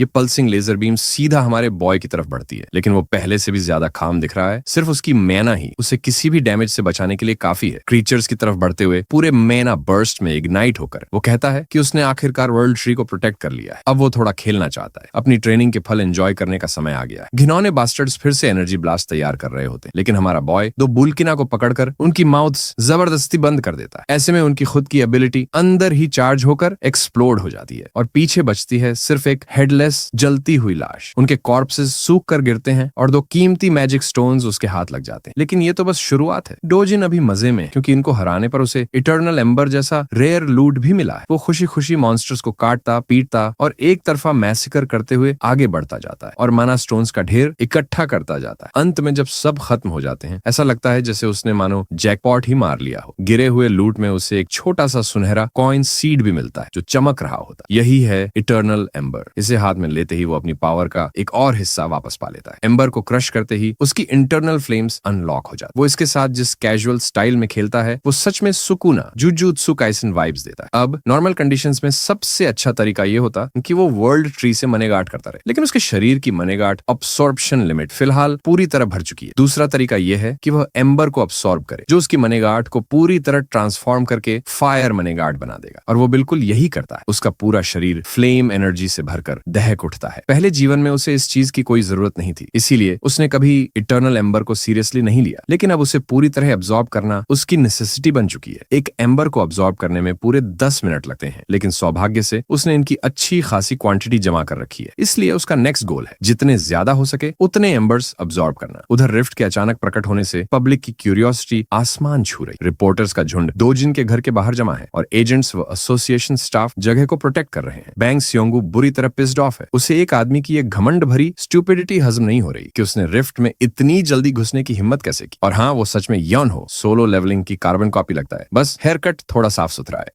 हमारे सीन में एक और कैरेक्टर मौजूद है, किम ह्यून वू, नीले बालों वाला हमारा दूसरा प्रोटैगनिस्ट टाइप लड़का। वो डोजिन द्वारा अपनी सिस्टर को बचाने के लिए किए गए कामों से पूरी तरह सिंपैथाइज करता है, लेकिन स्योंगू इस बात को बिल्कुल नहीं मानता। उसके मुताबिक हमारा बॉय ऐसे गुस्सा जैसे कोई ग्रीडी आदमी जिसे कॉन्सिक्वेंसेस की कोई परवाह नहीं। अगर वो नॉर्मल तरीके से खुद को अनअलाइव कर देता तो बात और होती, लेकिन अगर कोई रिफ्ट के अंदर मरता है तो वो जगह एक मॉन्स्टर डेटोनेशन ग्राउंड बन जाती है जहां से काउंटलेस क्रीचर्स बाहर फटकर निकलते हैं। यही असली खतरा है। ह्यून वू इस पर गिल्मा की राय पूछता है और गिल्मा ने बस यही कहा है कि प्रोटोकॉल के हिसाब से ही चलना है। ह्यून वू दुनिया भर में अचानक उभर रहे रिफ्ट इंसिडेंट्स पर सवाल उठाता है। यूएस, चीन, स्विट्जरलैंड, तुर्की, यूके, इतने सारे देशों में अचानक रिफ्ट बर्स्ट हो रहे हैं और यही वजह है कि गिल्मा इन सबको एक साथ मैनेज करते करते परेशान है। ज्यादातर देशों ने तो हालात आसानी से कंट्रोल कर लिए, लेकिन साउथ कोरिया वो तो लिटरली पिस्ड एज हेल है, क्योंकि यहाँ पूरा मामला सिर्फ एक आदमी के कारण फुल ब्लोन डिजास्टर बन सकता है। स्योंगू इतना गुस्से में है कि उसे बस मौका मिले और वो उस बंदे को पीटकर सीधा बाहर फेंक दे और उसी रिफ्ट से उम्मीद कर रहा है कि किसी चमत्कार से वो खुद बाहर गिरा दिया जाए। अब बात आती है उस विशाल पर्पल गेट की। 22 दिन बीत चुके हैं उसके उभरने के बाद और डोजून भी उतने ही दिनों से रिफ्ट के अंदर है। हीरो एसोसिएशन डर चुकी है और उन्होंने इस थ्रेट को लेवल 1 वेव घोषित कर दिया है। डोजून की रियल आइडेंटिटी दुनिया से छिपा कर रखी गई है, इसलिए अभी उसे ऑर्डिनरी पर्सन एस बुलाया जा रहा है। दूसरी तरफ दुनिया को कुछ नहीं पता, लेकिन मनी लेंडिंग ऑर्गेनाइजेशन का बॉस जबरदस्त स्पीड में सब समझ जाता है। उसका असिस्टेंट भी रिपोर्ट रिपोर्ट वेरीफाई करके कंफर्म कर देता है कि रिफ्ट वाला आदमी वही है। किम यंग गू, जो प्रेसिडेंट हुआंग चंग सियोप का राइट हैंड मैन है, वो भी इस इन्फो को अप्रूव करता है। चंग सियोप सिर्फ एक बात जानना चाहता है, दोजुन के बचकर बाहर आने के चांसेस कितने हैं। और हाँ, वन पीस वाले जोक की तो इज्जत करनी ही थी। The One Piece is real. Assistant ठंडे दिमाग से जवाब देता है, एक ऑर्डिनरी इंसान के सर्वाइवल की प्रोबेबिलिटी 1% से भी कम है। दोजुन को ऑर्डिनरी पर्सन बोलने मात्र से ही चंग सियोप के चेहरे पर एक बड़ी ही एंटरटेनिंग स्माइल आ जाती है, क्योंकि वही रेगुलर सिविलियन उसके आदमियों को हॉस्पिटल में भर्ती करवा चुका है और हफ्तों तक उनके हाथ पैर बैंडेज में लपेट दिए थे। दुनिया की नजर से देखें तो लोग उस सिविलियन को बहुत अंडर एस्टिमेट कर रहे हैं जो रिफ्ट के अंदर गया। अब चंग सियोप ये भी जानना चाहता है कि अगर कोई अवेकेंड इंडिविजुअल अंदर जाता तो उसके सर्वाइवल चांसेस क्या होते। उसका असिस्टेंट कामली बताता है कि ये हीरो के लेवल पर डिपेंड करता है और सही डेटा के बिना कोई जजमेंट करना मुश्किल है। चंग सियोप भी मानता है कि फाइटिंग एबिलिटी और सर्वाइवल एबिलिटी दोनों बिल्कुल अलग चीजें हैं और रिफ्ट के अंदर तो बात खतरनाक लेवल पर कॉम्प्लिकेटेड हो जाती है। लेकिन एक बात तो तय है, वो कमीना अभी भी अपनी हरकतों से नहीं बदला है। चंग सियोप दोजुन की फैमिली को प्रोटेक्ट करना चाहता है, मगर नोबल रीजन से नहीं। इस कमबैक तो सोच रहा है कि अगर दोजुन नहीं लौटा तो उसकी फैमिली के ऑर्गन्स बेच देगा और अगर लौट भी आया तो उस पर डेट चढ़ाकर पूरे खर्चे का इल्जाम उसी पर डाल देगा। ये आदमी सच में एक वॉकिंग लीच है। सीन वापस शिफ्ट होता है उस मेस्मराइजिंग वर्ल्ड ट्री की ओर। यहाँ हमारा बॉय पूरी स्पीड में अपने ट्रेनिंग आर्क में डूबा हुआ है। उसका पूरा शरीर अब फ्लेम मैना में थ्राइव कर रहा है। उसे समय का अंदाजा भी नहीं है, बस इतना पता है कि वो सैकड़ों फायर स्टोन्स अब्सॉर्ब कर चुका है। इससे उसके अंदर इतनी फायर मैना कलेक्ट हो चुकी है कि वो उसे किसी भी रूप में मैनिपुलेट कर सकता है। साइड इफेक्ट ये है कि उसकी फ्लेम रेजिस्टेंस भी इनसेन लेवल तक बढ़ चुकी है। जब वो अपने पुराने सेल्फ की तुलना अपने अभी वाले फायर एट्रीब्यूट मास्टरी से करता है, उसे लगता है कि कम से कम फायर डोमेन में तो वो अपने पास्ट सेल्फ से आगे निकल चुका है। वो वर्ल्ड ट्री को जेंटली गले लगाता है। ये वही डिवाइन ट्री है जिसने हमेशा उसकी मदद की, पहले भी और अब भी। इस वजह से डोजिन दिल से ग्रेटफुल है। अपने सारे माना स्टोन्स को स्टोर करने के लिए उसने बेलों से एक छोटा सा बैग बना लिया है। स्टोन्स कलेक्ट करने के बाद उसे एहसास होता है कि शायद अब वो कभी इस एंजेलिक ट्री को दोबारा ना देख पाए। फिर भी वो ये उम्मीद छोड़ता नहीं, अगर कभी भी यह डिवाइन ट्री खतरे में पड़ा तो वो अपनी जान पर खेलकर इसे बचाने वापस आएगा। और भाई, मैं नहीं जानता तुम लोगों का क्या है, लेकिन ये पूरा soft emotional scene genuinely so wholesome लगा। उस रात दोजिन आखिरकार बाहर की दुनिया में कदम रखता है, पूरी तरह से रिफ्ट के बाहर निकलते हुए। उसे आसपास कोई भी मौजूदगी महसूस नहीं होती। शायद ज्यादातर लोगों ने सोच लिया था कि वो अंदर ही मर गया होगा और कभी भी कोई मॉन्स्टर वेव बाहर आ सकती है, लेकिन तभी उसे किसी स्ट्रॉन्ग इंसान की प्रेजेंस महसूस होती। उसे पकड़ने के लिए वो फौरन उसकी डायरेक्शन में दौड़ पड़ता है। थोड़ी ही देर में वो उन दो एजेंट्स के पास पहुंच जाता है, एक पूरा पिस्ड ऑफ और दूसरा पूरा चिल्ड, यानी ह्युनवू और सियोंगू, जिनसे वो पहले मिल चुका था। उनके आउटफिट्स देखकर उसे समझ आ जाता है कि ये लोग एसोसिएशन के मेंबर्स हैं और अगर यहाँ गलती से भी वो पकड़ा गया तो मामला सीधा प्रॉब्लमेटिक हो जाएगा। इस सिचुएशन को संभालने के लिए वो अपनी फायर पावर का इस्तेमाल करता है। एक जोरदार फ्लेम बॉल बनाकर पूरी ताकत से आसमान में फेंक देता है। वो अटैक सीधा पास की बिल्डिंग पर जाकर गिरता है और धमाके के साथ फट जाता है। आवाज सुनते ही ह्युनवू और सियोंगू तुरंत रेड अलर्ट मोड में आ जाते हैं। जब उन्हें पता चलता है कि ये आग है तो दोनों उसकी डायरेक्शन में दौड़ पड़ते हैं। वहां पहुंचने पर उन्हें लोग डर के मारे खड़े नजर आते हैं। सियोंगू खुद शॉक में पूछता है कि आखिर चल क्या रहा है। उधर हमारा लड़का अपनी फ्लेम पावर से खुद ही प्रभावित है। उसकी प्रिसीजन काफी बढ़िया है और उसे भरोसा है कि आगे ये उसे बहुत काम आएगी। वो अपने पुराने दोस्त टस्क को याद करता है, जो कॉन्टिनेंट का सबसे स्ट्रॉन्ग फायर मेज था। वो सोचता है कि क्या टस्क उसकी फ्लेम्स देखकर प्राउड होता। इसी बीच ह्युनवू की शार्प सेंसेस उसे रिफ्ट की तरफ देखने को मजबूर करती हैं। वो अचानक अजीब तरह से रिएक्ट करती है और उनकी आंखों के सामने धुएं में गायब हो जाती। दोनों एजेंट्स फौरन साइड की ओर भागते हैं, लेकिन वहां जाकर वो शॉक में रह जाते हैं। रिफ्ट का कनेक्शन अब इस दुनिया से पूरी तरह खत्म हो चुका है। उधर हमारा लड़का बिना किसी दिक्कत के अपनी नेक्स्ट डेस्टिनेशन की ओर बढ़ चुका है। अगली सुबह खबर फैल जाती है, मापो वाली रिफ्ट जो पूरे 1 महीने तक खुली थी, वो एससीओ डोजुन के अंदर जाने के 29 दिन बाद अचानक गायब हो गई। हीरो एसोसिएशन की मॉन्स्टर वेव वाली चिंता गलत साबित होती है, पर असली वजह क्या थी ये किसी को नहीं पता और इन्वेस्टिगेशन अभी भी चल रही है। उन्हें उस फायर से भी निपटना पड़ रहा है जो रिफ्ट के गायब होने के ठीक समय जंकयार्ड में भड़की थी। इसी वजह से ज्यादातर लोग ये मान लेते हैं कि एससीओ डोजुन सच में मर चुका है और ये आग उसी की बेवकूफी का नतीजा है। लेकिन उन्हें क्या पता, हमारा लड़का तो यहीं आसपास हिडन इन प्लेन साइड बैठा लोगों की बातें सुन रहा है। कुछ लोग तो उसकी मौत पर सिंपैथी भी दिखा रहे हैं। दुर्भाग्य से रिफ्ट का डिसअपीयरेंस हमारे हीरो के लिए बहुत बड़ा हार्ट ब्रेक है। वो अंदर से टूट जाता है क्योंकि अब वो वर्ल्ड ट्री के साथ कभी इंटरेक्ट नहीं कर पाएगा। भले वर्ल्ड ट्री को अब वो प्रोटेक्ट न कर पाए, लेकिन उसकी जिंदगी में एक और चीज है जिसे वो अभी भी बचा सकता है और ये बात हमें सीधा HCS कैपिटल ले आती। अंदर बैठे वो सारे इडियट्स डोजुन की मौत की पार्टी कर रहे हैं।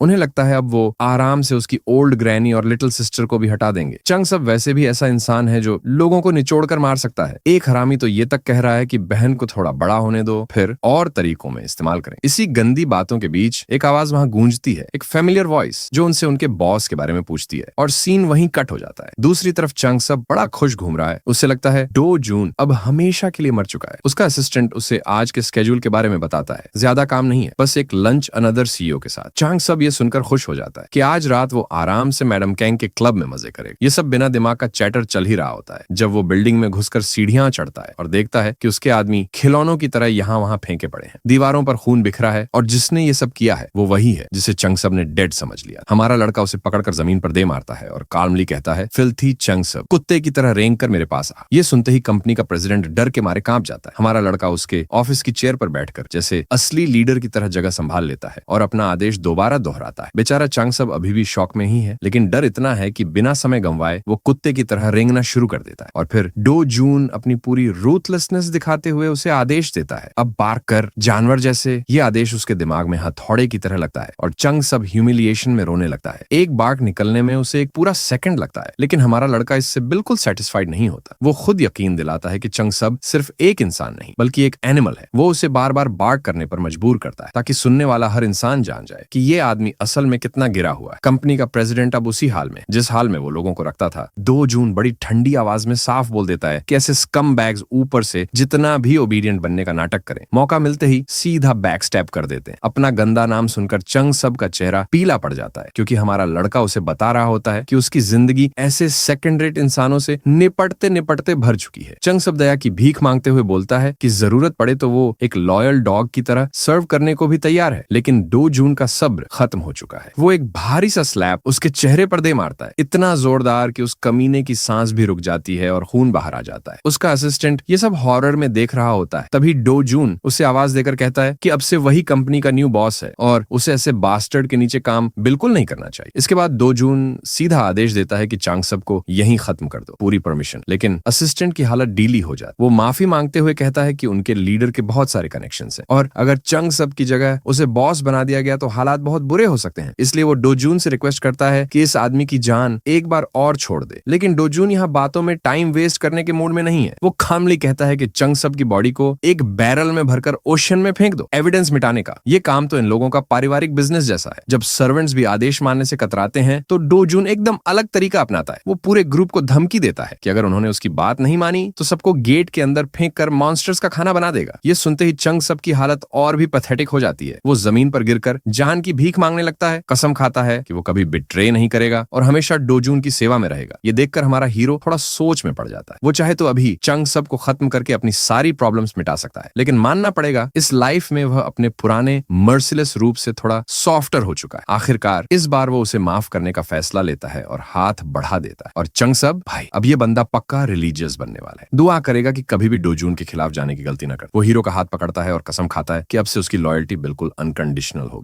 लेकिन तभी 2 जून को कुछ अजीब लगता है। उसका हाथ अचानक स्टीमिंग हॉट फ्लेम्स से घिरा हुआ है। हाँ, भले ही 2 जून थोड़ा सॉफ्ट हुआ हो पर वो अभी भी अंदर से रूथलेस ही है। वो चंग सब की आंखों में सीधा देखता है और उसे याद दिलाता है कि ये सच में उसकी फाइनल चांस है। और फिर बिना किसी हेजिटेशन के 2 जून उसका हाथ पकड़कर एक झटके में नोच देता है। उस हाथ को सीधा एक जली हुई चार्ड पेस्ट में बदल देता है। मीटिंग खत्म होने तक 2 जून बिना पीछे देखे वहां से निकल जाता है और पीछे बस प्रेसिडेंट की एगनाइजिंग चीखें रह जाती। लेकिन जाते जाते एक आखिरी वार्निंग छोड़ जाता है, अगर उनमें से एक भी इंसान उसकी फैमिली के रास्ते में आया तो 2 जून खुद उनकी डेथ पर्सनली कंफर्म करेगा। और अब इन लोगों की जिंदगी का नया काम हमेशा हमेशा उसकी फैमिली को प्रोटेक्ट करना। बस ऐसे ही हैंडल किए जाते हैं असली ट्रेटर्स। दुनिया की नजर में सीईओ 2 जून तो बस एक मामूली सा नाम था जो रिफ्ट के साथ ही गायब हो गया। लेकिन असलियत भाई जन आराम से लोकल मैकडॉनल्ड्स में बैठकर खाना खा रहा है। गवर्नमेंट, हीरो एसोसिएशन, मीडिया सभी ने उसे यस्टरडेज न्यूज की तरह भूल भी दिया। अब कोई बोले भी कि वो जिंदा है तो भी कोई सीरियस नहीं लेगा। और वैसे भी एक सोलो रिफ्ट से निकलकर वापस आना ये दुनिया उसके लिए बस एक्स्ट्रा हेड की ही देती। उधर हारा हुआ डॉग ह्वांग चांग सब अभी उसके लिए एक नया सेफ और बेटर घर ढूंढने में लगा हुआ है, कम से कम तब तक जब तक 2 जून आराम से सेटल ना हो जाए। आखिरकार 2 जून को मौका मिला अपनी छोटी बहन को टेस्टी फास्ट फूड खिलाने का और उसने उसे बताया कि अब वे एक बेहतर नेबरहुड में शिफ्ट होने वाले हैं। ये सुनकर छोटी योन योन की खुशी का ठिकाना ही नहीं रहा। अब वो किंडरगार्टन जा सकती है और अगले साल एलिमेंट्री स्कूल भी। लेकिन जैसे ही स्कूल की बात आती है योन योन का मूड अचानक डाउन हो जाता है। 2 जून थोड़ा घबरा जाता है। ये लड़का मॉन्स्टर्स काटने में एक्सपर्ट है, पर बच्चों को संभालना उसके स्किल ट्री में नहीं आता। फिर उसकी बहन रोते रोते बताती है कि बाकी बच्चे उसे ऑर्फन कहकर चिढ़ाते हैं। ये सुनकर बिग ब्रो दोजुन का दिल सच में टूट जाता है। वो सोचता है अगर वो मीन किड्स से घुलना मिलना नहीं चाहता तो मत करे, वो छोटे ब्रैट्स अपने कर्मों का फल कभी ना कभी खाएंगे। ये सुनकर और ये जानकर कि अब उसे किंडरगार्टन में बुली होने वापस नहीं जाना पड़ेगा, योन योंग तो सीधी हाइप्ड हो जाती। इनसाइड दो जून अपनी छोटी बहन को एक ऐसी प्राइवेट स्कूल भेजने का प्लान बना रहा है जहां कोई उसकी तरफ आंख उठाकर भी न देख सके। उस रात एससीओ दोजिन को पता चला कि किम योनगू ने उसकी दादी और बहन को किसी रैंडम मोटल में छुपा कर रखा था। जब वो रिफ्ट के अंदर फंसा हुआ कांच जैसा कमजोर वो कमीना अपनी जान तोड़कर माफी मांग रहा था। उसने बहाना बनाया कि मोटल उनकी कंपनी के अंडर है, इसलिए बाकी जगहों से ज्यादा सुरक्षित है। दोजिन के पास आज इन चापलूसों से निपटने की ताकत नहीं थी, इसलिए वह बस कमरे में गया और महीनों बाद एक बार फिर अपनी दादी को देखा। छोटी यून यंग ने उस पर झपट कर भालू जैसी झप्पी मार और दादी उसकी हथेली पकड़कर रो पड़ी। वो बस अपने पोते को जिंदा देखकर खुश थी। पहले तो वो सख्त योद्धा हैरान रह गया, लेकिन जैसे ही उसे अपने परिवार की गर्माहट महसूस हुई वो मुस्कुरा दिया। छोटी यून यंग को मैकडॉनल्ड्स बहुत पसंद आ गया है, इसलिए वो लोग उस बिल्कुल असली जगह पर काफी बार जा रहे हैं। आज उसने भाई से उसके हीरो वाले काम के बारे में पूछा और जब उससे पूछा गया कि क्या उसे हीरो भाई होना अच्छा लगता है तो यून यंग ने बिल्कुल बेफिक्री से कहा, नहीं, हीरो चाहे कितने भी कूल हों वे हमेशा खतरों में रहते हैं और कभी कभी मर भी जाते हैं। और यून यंग बस चाहती है कि उसका भाई दादी और उसके साथ बहुत बहुत लंबे समय तक रहे। दोजिन तो खून खराबे की दुनिया में जीते जीते इतना सुन्न हो चुका था कि किसी का उसके लिए चिंतित होना उसके लिए नई चीज थी। पिछली दुनिया में वह आखिरी बचा हुआ इंसान था। राक्षसों से लड़ते लड़ते उसने बहुत कुछ खो दिया था, लेकिन इस दूसरी दुनिया में उसकी जिंदगी में कुछ बेहद अनमोल लौट आया है। वो भूली हुई भावनाएं फिर सतह पर आ रही हैं। शायद इस दुनिया में वो सच में खुश रह सकता है, शायद वो एक शांत प्यारी जिंदगी जी पाए अपने परिवार के साथ। लेकिन जब वो अंदर ही अंदर गर्मजोशी में डूबा हुआ था, कोरिया का हीरो एसोसिएशन बुरी तरह हिल चुका था। कोरिया हीरो एसोसिएशन का संस्थापक नाथ वुंग, जो वर्ल्ड हीरो फेडरेशन का डायरेक्टर भी है, हाल ही की रिफ्ट घटना से परेशान था, या कहें कि रिफ्ट घटना के न होने से। उनके सबसे बेहतरीन लोग साइट की जांच कर चुके थे, पर कोई नई जानकारी नहीं मिली। अपने इलाके को लेकर अंधेरे में रहना उसे और भी बेचैन कर रहा था। और यह भी संभव है कि जो रिफ्ट अचानक गायब हुई वह कभी भी दोबारा प्रकट हो सकती है। उसकी असिस्टेंट भी उसकी चिंता से सहमत थी। उसका कहना था कि अगर वहां एक वेव आ जाती तो स्थिति शायद और साफ होती। कम से कम अब उन्हें अननोन वेरिएबल्स की चिंता नहीं करनी पड़ेगी। डायरेक्टर तेवुंग ने उसकी बात बीच में ही रोक दी, क्योंकि अगर वह आगे बोलती तो उसका एंगर और बढ़ जाता। हाँ, अनसर्टेनिटीज उसे परेशान कर रही थी, लेकिन उसे यह राहत थी कि किसी को कोई नुकसान नहीं पहुंचा। न तेवुंग दुनिया के टॉप 100 रिस्पेक्टेड और स्ट्रॉन्गेस्ट हीरोज में आता है। लोग तो यहाँ तक कहते हैं कि अगर वह कभी प्रेसिडेंट के लिए खड़ा हो जाए तो इतिहास में सबसे ज्यादा वोट्स वही ले जाएगा। उसकी एक बात और एक फैसला बड़े बड़े कॉन्ग्लोमरेट्स को हिला सकता है। लेकिन अच्छी बात यह थी कि उसे न किसी देश की पावर में दिलचस्पी थी, न ही किसी कॉन्ग्लोमरेट की वेल्थ में। वह बस एक ही चीज को सबसे ऊपर रखता है, अपनी जनता की सेफ्टी। सीधी भाषा में कहें तो यह आदमी सच में रियल वन, चाहे जितना भी समय लगे। वह रिफ्ट के पूरे पेरीमीटर की गहराई से जांच चाहता था। आसपास के सभी लोग पहले ही अपनी प्रॉपर्टीज बेचने के लिए तैयार थे, इसलिए वह मुद्दा हल था। तेवुंग तो उन्हें मार्केट प्राइस से ज्यादा देने का मन बना चुका था। इतनी परेशानी के बाद यह कम से कम वह कर सकता था। इसी बीच रिपोर्ट्स आने लगी कि अलग अलग देशों में कई रिफ्ट्स प्रकट हो चुकी हैं। देखने में तो साफ था कि कुछ बड़ा होने वाला है। यूएस और चाइना अपनी रिफ्ट्स को कंट्रोल करने में लग चुके थे, लेकिन यूनाइटेड किंगडम की हालत सबसे खराब थी। बाकी जगहों पर वेटरन हीरोज भेज दिए गए थे, लेकिन यूके की स्क्वाड तो बिल्कुल ही डूडू गार्बेज निकली। एक महीने से जारी यूके रिफ्ट को साफ करने का मिशन बुरी तरह से नाकाम हो चुका। अब तो यूके रिफ्ट वेव भी ऑफिशियली शुरू हो गई थी। फिर भी शहर के लोग अपनी रोजमर्रा की जिंदगी में वैसे ही लगे हुए, जैसे कुछ हुआ ही ना। इसी भीड़ में सियोडो जिन भी चल रहा था, बिल्कुल आम लोगों में घुलता मिलता। वह अपने पसंदीदा शॉप में दाखिल हुआ, जो हीरो कॉम्प्लेक्स के अंदर थी। दरवाजा खुलते ही काउंटर पर खड़ा लड़का इंस्टिंक्ट से वेलकम बोलने ही वाला, लेकिन डोजिन का चेहरा देखते ही उसकी आवाज फ्रीज हो गई। ब्लैक हेयर्ड यंग मैन को देखते ही उसके शरीर का हर बाल टेरर मोड में खड़ा हो गया। आज मैनेजर भी दुकान में मौजूद था, इसलिए काउंटर वाले को इस सैडिस्ट टाइप ग्राहक का अकेले सामना नहीं करना पड़ेगा। मैनेजर ने अखबार धीरे से बंद किया, उसे नीचे रखा और अपनी नजर ऊपर उठाई। उसकी आवाज तो कंट्रोल में थी, लेकिन उसमें साफ साफ एंगर महसूस होता था। यही वो आदमी था जो इस बेचारे पुशओवर कैशियर को जबरदस्ती लो ग्रेड क्रिस्टल्स खरीदने पर मजबूर करता आया है। डोजिन ने बड़ी आलस से अपना बैकपैक उतारा और उसे जोर से जमीन पर फेंक दिया। अच्छा ही हुआ कि आज मैनेजर मौजूद था, इससे उसकी मैजिक क्रिस्टल्स की सेल जल्दी खत्म हो जाएगी। मैनेजर तो उम्मीद कर रहा था कि हमेशा की तरह कुछ लो ग्रेड क्रिस्टल्स जमीन पर गिरेंगे, और ऑनेस्टली उसे इस छोटे मोटे काम में कोई इंटरेस्ट नहीं। लेकिन डोजिन को यह बिल्कुल पसंद नहीं कि कोई उसे यूं ही मना कर दे, जबकि वह साफ सुथरा फेयर ट्रेड चाहता है। मैनेजर हो या कोई भी सेन शॉप ओनर, कोई भी सिर्फ 1% फी पर डील नहीं लेगा। मैनेजर के दिमाग में तो यही था कि ये लड़का बस चला जाए तो बेहतर है, पर डोजिन ने साफ बोल दिया कि उससे डील रिफ्यूज करना ये मिस्टर मैनेजर की जिंदगी की सबसे सबसे बड़ी मिस्टेक होगी। मैनेजर फिर भी उसे चिड़चिड़े अंदाज में भगा रहा, बैग की तरफ देखना तक जरूरी नहीं समझा। ये उसका आखिरी वार्निंग था। उसके बाद हालत बिगड़नी तय थी। जवाब में डो जिन ने बैग को जोर से लात मारी और बैकपैक टाइल्स पर गिरते ही उसके अंदर की चीजें पूरे फ्लोर पर फैल गईं। कैशियर और मैनेजर दोनों ही एक्सपीरियंस्ड क्रिस्टल ट्रेडर्स थे। एक नजर में पहचान गए कि यह क्या है। वह पुराना गंदा सा बैग असल में हीरोज मैजिक क्रिस्टल्स से भरा हुआ था, एक लेजेंडरी ट्रेजर जिसे दुनिया की कोई भी रकम खरीद नहीं सकती। डो जिन को लगभग अंदाजा था कि ये चीजें कितनी कीमती हैं। उसे पता था कि उसके हाथ में प्रीमियम माल है। असल में यही हीरोज मैजिक क्रिस्टल कभी एक मशहूर मैक्सिकन ड्रग लॉर्ड क्वार्जमन ने न्यू एज ड्रग मैन्युफैक्चरिंग में इस्तेमाल किया। फिर एक रात उसकी लेबोरेटरी में हुए एक्सीडेंट ने उसकी जिंदगी ही बदल दी और दुनिया की नजर इस छोटे से रॉक पर। उसी हीरोज मैजिक क्रिस्टल ने क्वार्जमन को एक पावरफुल हीरो के रूप में अवेकन कर दिया। तभी से यह क्रिस्टल हीरो अवेकनिंग और मैना एनहांसमेंट के लिए प्राइसलेस बना हुआ है। इतना रेयर और पावरफुल एनर्जी सोर्स, ये तो सीधा अल्ट्रा हाई एंड प्रोडक्ट की कैटेगरी में आता है। एक पावर मूव करते हुए डो जिन ने साफ आदेश दिया कि यह सब वापस पैक करो और फिर वह निकल गया। मिस्टर मैनेजर का तो पूरा बिहेवियर पलट गया। उसका एरोगेंट टोन तुरंत गायब होकर एकदम वेलकमिंग हो गया। वह तो खुद भागकर डो जिन को वीआईपी सीट्स तक ले गया और ड्रिंक्स तक ऑफर कर दी थी, जबकि कैशियर उन क्रिस्टल्स को पॉलिश कर रहा था। डो जिन तो इस तरह की रोल रिवर्सल एंजॉय करता है। एक सेकंड पहले उसे भगा रहे थे और अगली ही सेकंड आइस्ड ड्रिंक घूंट रहा। ओपनिंग डिमांड भी तगड़ी ही रखी, फुल प्राइस के साथ सिर्फ 0.5% कमीशन। और जैसे ही मैनेजर ने हल्का सा भी हिचकिचाने का साइन दिखाया, डो जिन ने तुरंत डील खींच लेने की धमकी दे दी।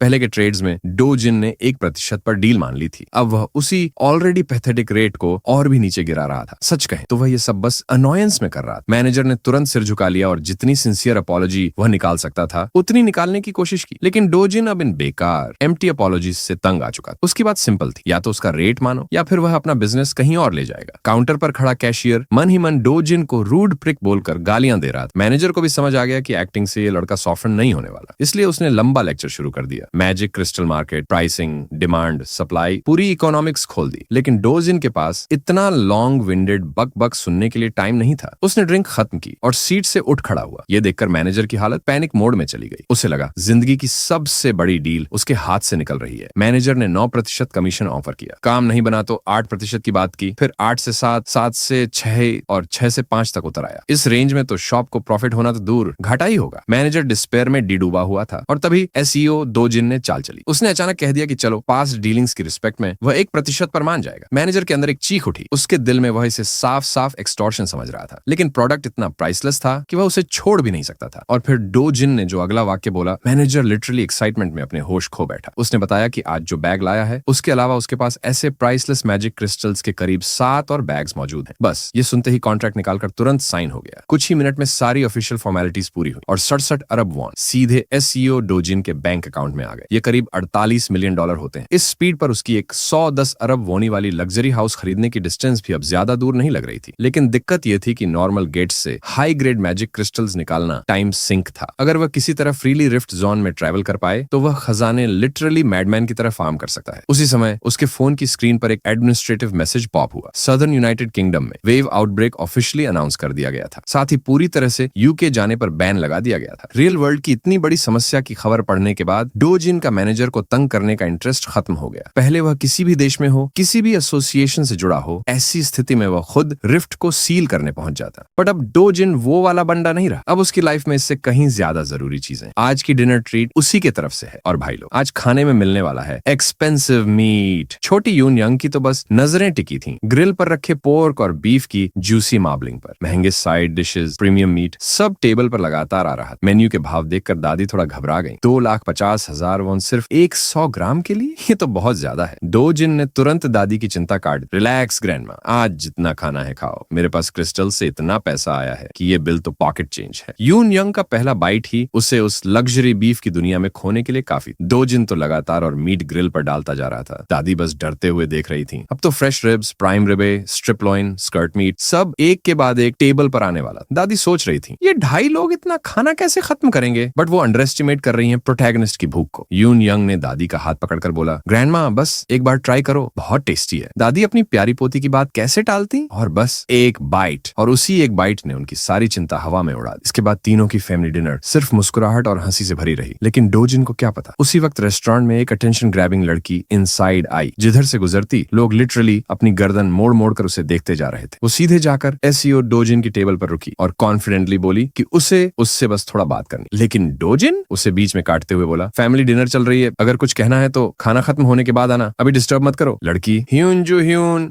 ने अपना नेम कार्ड निकालकर इंप्रेशन जमाने की कोशिश की, लेकिन डोजिन भाई एकदम इग्नोर मोड में, वो बस अपना मीट ग्रिल करता रहा और उसे पूरी तरह से अनदेखा कर दिया। और आखिर में वो रिनाउंड एस रैंक हंटर भी अपनी सारी प्राइड निगलकर चुपचाप रेस्टोरेंट के वेटिंग रूम में बैठने पर मजबूर हो गए।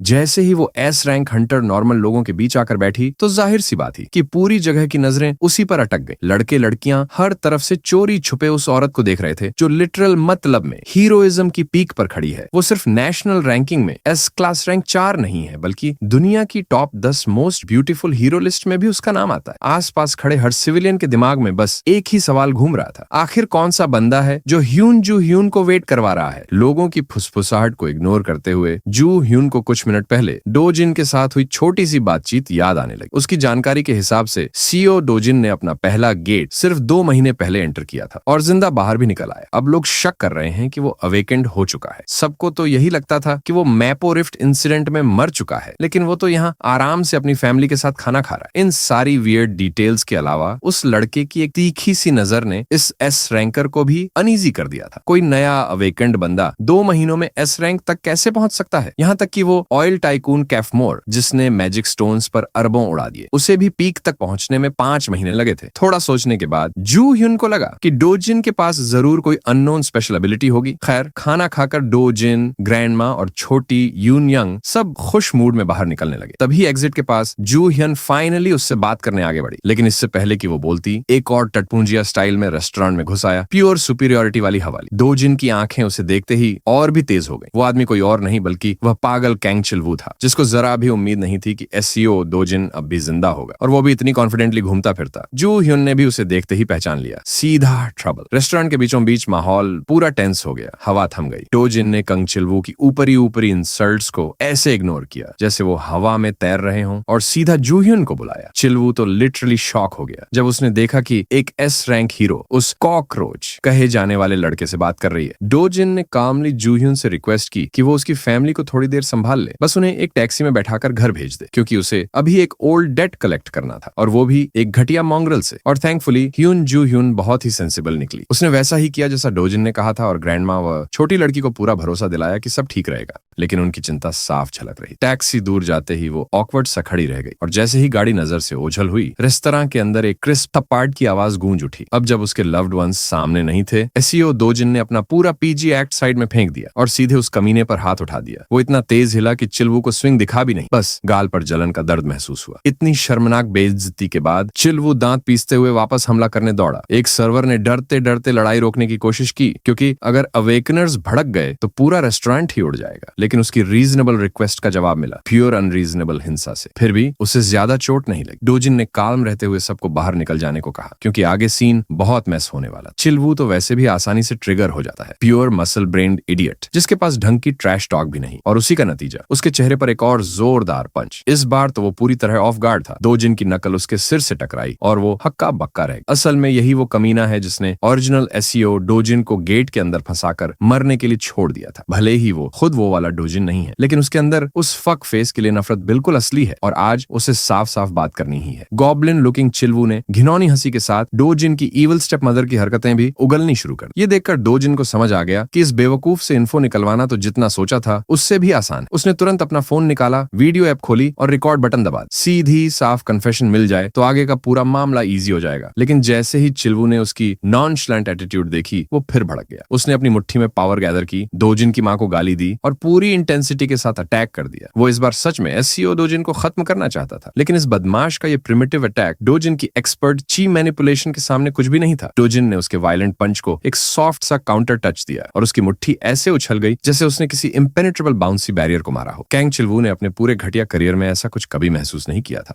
नॉर्मल तो कैंग चिलवू बस ब्रूट फोर्स पर भरोसा करता है, कुछ भी हो किसी भी तरह मार धाड़ करके काम खत्म। लेकिन आज उसके सामने जो खड़ा है वो उसकी छोटी सी पी ब्रेन की समझ से बहुत बहुत ऊपर है। और तभी एक जोरदार पुश के साथ वो जमीन पर जा गिरा। सीईओ डोजिन ने उसकी गिरती हुई बॉडी की ट्रेजेक्टरी ऐसे फॉलो की जैसे कोई हंटर अपने प्रे से खेल रहा हो। अगले ही पल रेस्टोरेंट में फिस्ट्स क्रैकिंग बोन्स जैसी आवाजें गूंजने लगी। वो पहले वाली सर्वर बुरी तरह कांपते हुए पुलिस डायल करने की कोशिश कर रही, लेकिन कॉल प्रेस होने से ठीक पहले एक नाजुक सी हाथ ने उसका फोन धीरे से छीन लिया। ब्राइट स्माइल के साथ ह्युनजू ह्युन ने उसे भरोसा दिलाया कि एवरीथिंग इज अंडर कंट्रोल, इसलिए अथॉरिटीज को बुलाने की जरूरत नहीं है। सर्वर की आंखों में डर के बीच थोड़ी राहत लौट आई। उधर कैंग चिलवू पर स्लैप्स, स्क्रैचेस और पंचेस बरस रहे थे। उस कमीने को सांस लेने का एक सेकंड भी नहीं मिल रहा था। जू ह्युन की जानकारी के हिसाब से चिलवू एक भी रैंक हीरो है और उस लेवल पर उसे इस तरह गिरा देना ये आम बात नहीं। इस बीट डाउन को देखकर तो साफ लग रहा है कि ड्यूजिन कम से कम ए रैंक पावर लेवल पर खेल रहा है। और फिर भी फाइट पूरी तरह वन साइड है। हालात और बिगड़ने से पहले जू हुआन ने सावधानी से आवाज लगाई, दोजिन बस इनफ। उसे सच में डर था कि अगर ये बीटिंग जारी रही तो कांग चिलवू की मौत भी हो सकती है। दोजिन ने उसकी बात सुनी, उस गॉब्लिन गून के ढीले पड़े शरीर को जमीन पर फेंका और अपने हाथ झटक कर साफ किए। फिर जू ह्युन ने पूछा, तुम्हें चिलवू के बारे में कितना पता है? दोजिन ने साफ कहा, पूरी कहानी नहीं, लेकिन बदला लेने लायक बातें वो जानता है। तभी जू ह्युन ने चेतावनी दी कि ये कमीना कंग यंग पियो से जुड़ा एक एस रैंक हीरो और वो अपने इस डेलिंक्वेंट कजन को बहुत प्रोटेक्ट करता है। दोजिन को ये पहले से पता था और उसे जरा भी फर्क नहीं पड़ता। जू ह्युन को अपनी जिंदगी में इतना रेकलेस, इतनी बादशाह स्टाइल में जीने वाला आदमी पहले कभी नहीं। वो समझाने लगी कि जब ये मामला कैंग यंग पियो तक पहुंचेगा ब्लड विल बी स्पिल्ड। लेकिन डोजिन ने उसकी बातों को ऐसे उड़ा दिया जैसे कि ये कोई छोटी मोटी वार्निंग हो। वो आखिरी इंसान है जो किसी हॉट शॉट एस रैंकर से डर जाएगा। उसकी असली परेशानी ये थी कि जू ह्युन उसकी जिंदगी के बारे में जरूरत से ज्यादा जानती है और ये उसे इरिटेट कर रहा था। अब जब गॉब्लिन गून नीचे पड़ा है तो जिन का गुस्सा सीधा इस नोसी एस रैंकर पर शिफ्ट हो चुका था। फेस टू फेस खड़े होकर दो जिन ने अपनी फेरल निगाहों से उसे घूरा जैसे किसी भी पल हवा कांप उठेगी। ह्युन जू ह्युन कोई पुशओवर नहीं है। एक सिंपल इंटिमिडेटिंग आई कांटेक्ट से वो हिलने वाली नहीं। वो तुरंत टॉपिक बदलती, हल्का सा अपॉलॉजी देती है और असली एजेंडा पर आती है। वो बताती है कि उसके अंकल ने उसे यहाँ भेजा है बात करने के लिए। और जब उसे पता चला कि डो जिन ने एक पूरा bag of heroes magic crystals बेच दिया तो उसके अंदर की एस रैंक हंटर की ग्रीड जाग उठी। अब वो बाकी बचे सारे क्रिस्टल्स खरीदना चाहती, नो मैटर द प्राइस। डोजिन ने साफ चेतावनी, चीप नहीं होगा, मेरे पास रेयर ट्रेजर्स का पूरा स्टॉक पड़ा है। लेकिन जू ह्युन ने कॉन्फिडेंट टोन में कहा कि एक एस रैंक हीरो की एसेट आम लोगों की इमेजिनेशन से ऊपर होती है। मनी कोई इश्यू नहीं, ड्यूजिन भी बेचने से मना नहीं है, बस एक छोटी सी कंडीशन है, एक छोटा सा फेवर, कम से कम किसी रेनॉन्ड एस रैंकर के लिए तो ये कुछ भी नहीं। उधर कहीं शहर के दूसरे कोने में एक्सपेंसिव लिकर बॉटल्स धड़ाधड़ गिर रही। डो जिन की इविल स्टेप मदर पूरी तरह ब्रेक डाउन हो रही है क्योंकि उसे अभी अभी खबर मिली है कि उसका सपोजिडली डेड स्टेपसन जिंदा है और वो भी किसी रेजिलिएंट कॉकरोच की तरह बचकर निकल आया। बेचारा बॉल्डमैन सबॉर्डिनेट तो अंदर से प्रेस एफ वाला मूड महसूस कर रहा है। उसका कहना सही था, हीरो एसोसिएशन ने भी डो जिन को डेड ही माना था, लेकिन इविल स्टेप मॉम एक्सक्यूजेस नहीं चाहती, एक्शन चाहती है। और फिर मामला और खराब हो गया। उन्हें न्यूज मिली कि कैंग चिलवू को डो जिन ने अकेले ही पीट कर हॉस्पिटल लेवल बना दिया है। सिचुएशन से साफ डो जिन को असली कल्प्रिट का अंदाजा लग चुका है। स्टेप मॉम की टांगे कांप गई, नॉट बिकॉज शी फियर्स डो जिन, बल्कि क्योंकि अगर ये बात उसके फादर या हस्बैंड तक पहुंच गई तो उसकी पूरी पॉलिटिकल गेम खत्म। मीडिया तक बात गई तो उनके corporate groups stock price nose dive कर जाएगी। इसलिए उसने तुरंत आदेश दिया, मीडिया को इंटरसेप्ट करो, एक भी रिपोर्टर लीक नहीं होना चाहिए। अगर वो गड़बड़ कर गए तो टी ग्रुप और डब्ल्यू ग्रुप इंस्टेंट सारे डील कैंसिल कर देंगे और सबसे पहले पुलिस भी उनके पेरोल पर होने चाहिए। गुड थिंग उसकी टीम पहले ही हर एंगल कवर करने निकल चुकी थी। ये देखकर उसकी टेंशन थोड़ी कम हुई।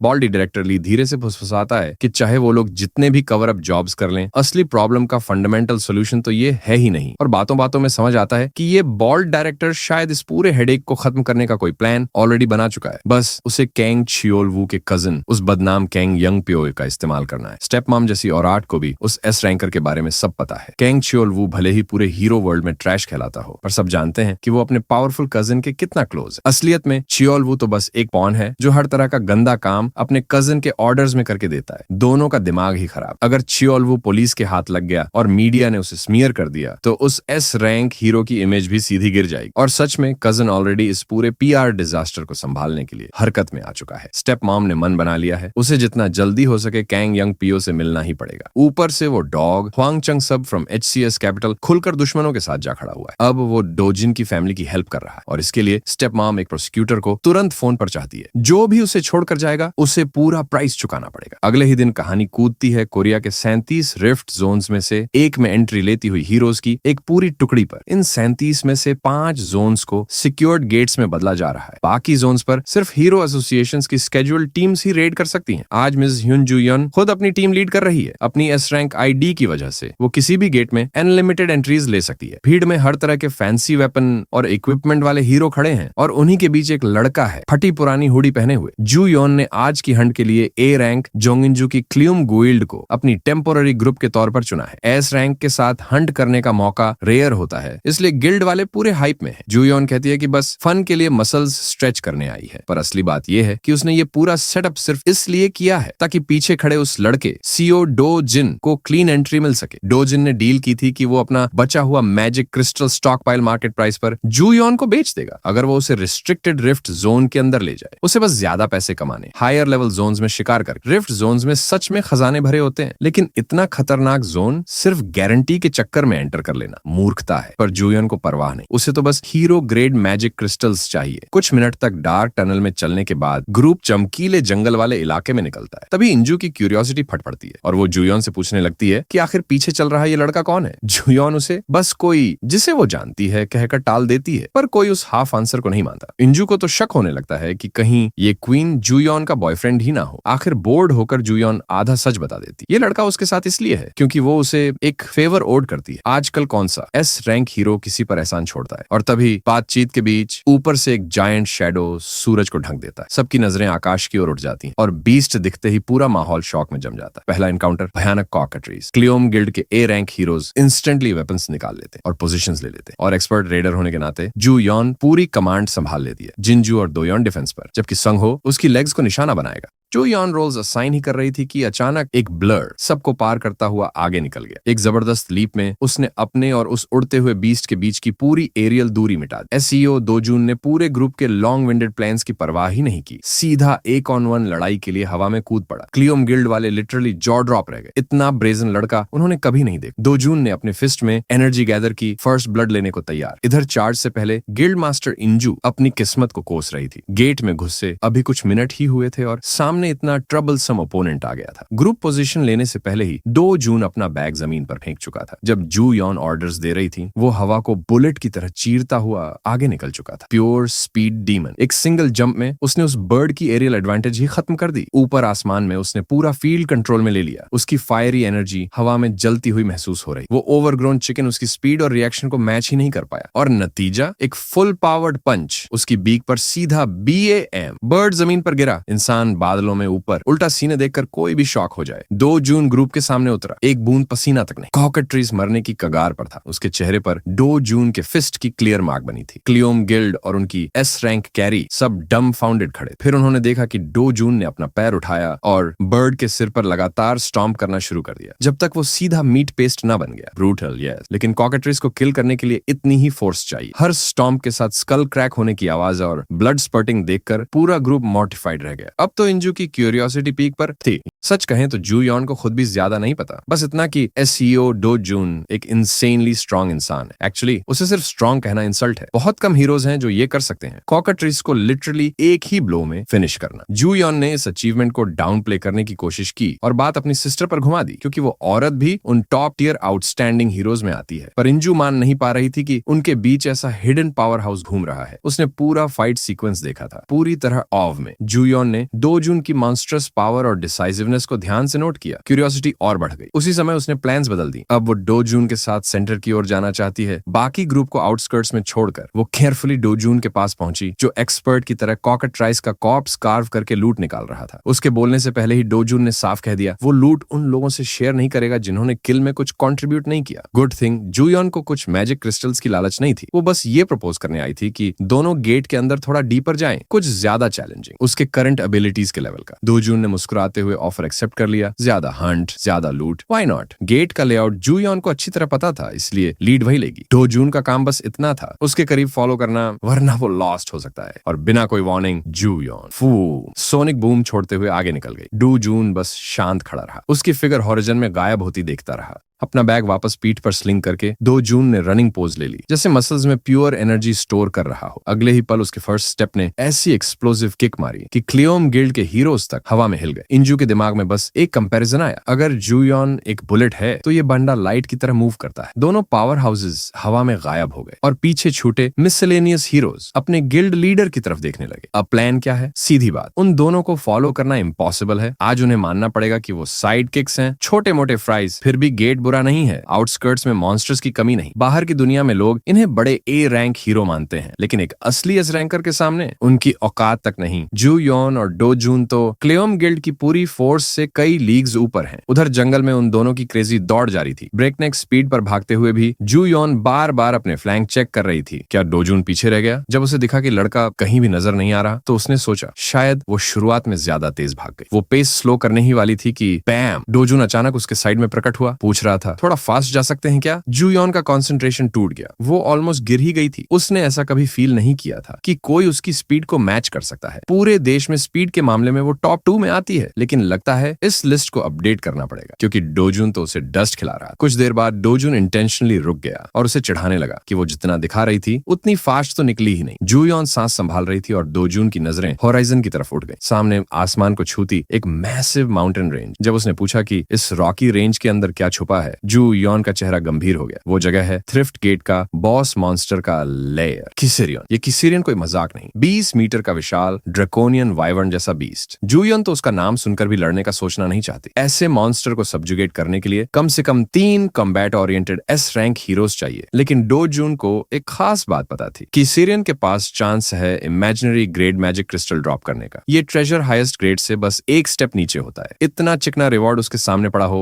तो वो कैसे छोड़ दे? लेकिन जूयॉन वो इस आइडिया को प्योर रेकलेस समझती है और पूरी तरह खिलाफ है। देख लो, डो जून उस ड्रैकोनिक बास्टर्ड से अकेले ही लड़ने निकल पड़ा है, चाहे जूयॉन साथ आए या नहीं। जूयॉन बस देखती रह गई। वो बेखौफ स्पीड बढ़ाता जा रहा था, पहाड़ों को चढ़कर उस बीस्ट को मार गिराने के इरादे से। उसको लग रहा था उसके पास कोई चॉइस ही नहीं। इस पागलपन में डो जून को फॉलो करना ही पड़े। 3 एस रैंक हीरोज को परेशान कर देने वाले बीस्ट को अकेले मारने का ये ओवर कॉन्फिडेंट प्लान सच में जूयॉन की स्पाइन तक हिला चुका था। पर असली शॉक तो तब लगा जब वो साइट पर पहुंची और काइसेरियन पहले से ही उसके पैरों के नीचे डेड पड़ा था। फाइट तो खत्म हो चुकी थी। इस बीच हुआ क्या, उसे अंदाजा तक नहीं। हमारा बॉय आराम से क्रीचर की लाश से अपना नाइफ निकालता है, जैसे ये कोई हल्का सा काम हो। जूयॉन बिल्कुल स्पीचलेस, क्योंकि जिस मॉन्स्टर को इसने अभी अभी पटका है वो कोई नॉर्मल बॉस नहीं है। वो याद करती है पार्क हेयोल को, एक मशहूर एस रैंक हीरो जिसकी रेपुटेशन ही काइसेरियन जैसे मॉन्स्टर्स को हंट करने पर बनी है। लेकिन पहली बार जब उसने काइसेरियन हंट करने की सोची, वो अकेला नहीं गया था। उसने 30 ए रैंक हीरोज साथ लिए थे। फिर भी ए रैंक का पूरा स्क्वाड वहीं स्लॉटर्ड हो गया। सिर्फ पार्क हेयोल जान बचाकर निकल पाया, वो भी मौत की कगार पर पहुंचकर। फिर उसने सोचा कि रीमैच करेगा, लेकिन इस बार बैकअप छोटा नहीं था। एक और S rank hero plus 100 A rank hero, practically एक छोटी आर्मी। फाइट बेहद ब्रूटल हुई। प्लान सिंपल था, उसके विंग्स छेद दो, उसकी फ्लाइट रोक दो। फिर हर तरफ से barrage of attacks, pure chaos. 100 आदमी बनाम एक गोरिल्ला वाली डिबेट, याद दिला देने वाली फाइट। और हाँ, इस बार किसेरियन मरा, लेकिन उस विक्ट्री की कीमत ज्यादातर हीरोज वहीं बुचर्ड हो गए। कुछ ही लोग जिंदा लौटे और जो डैमेज हुआ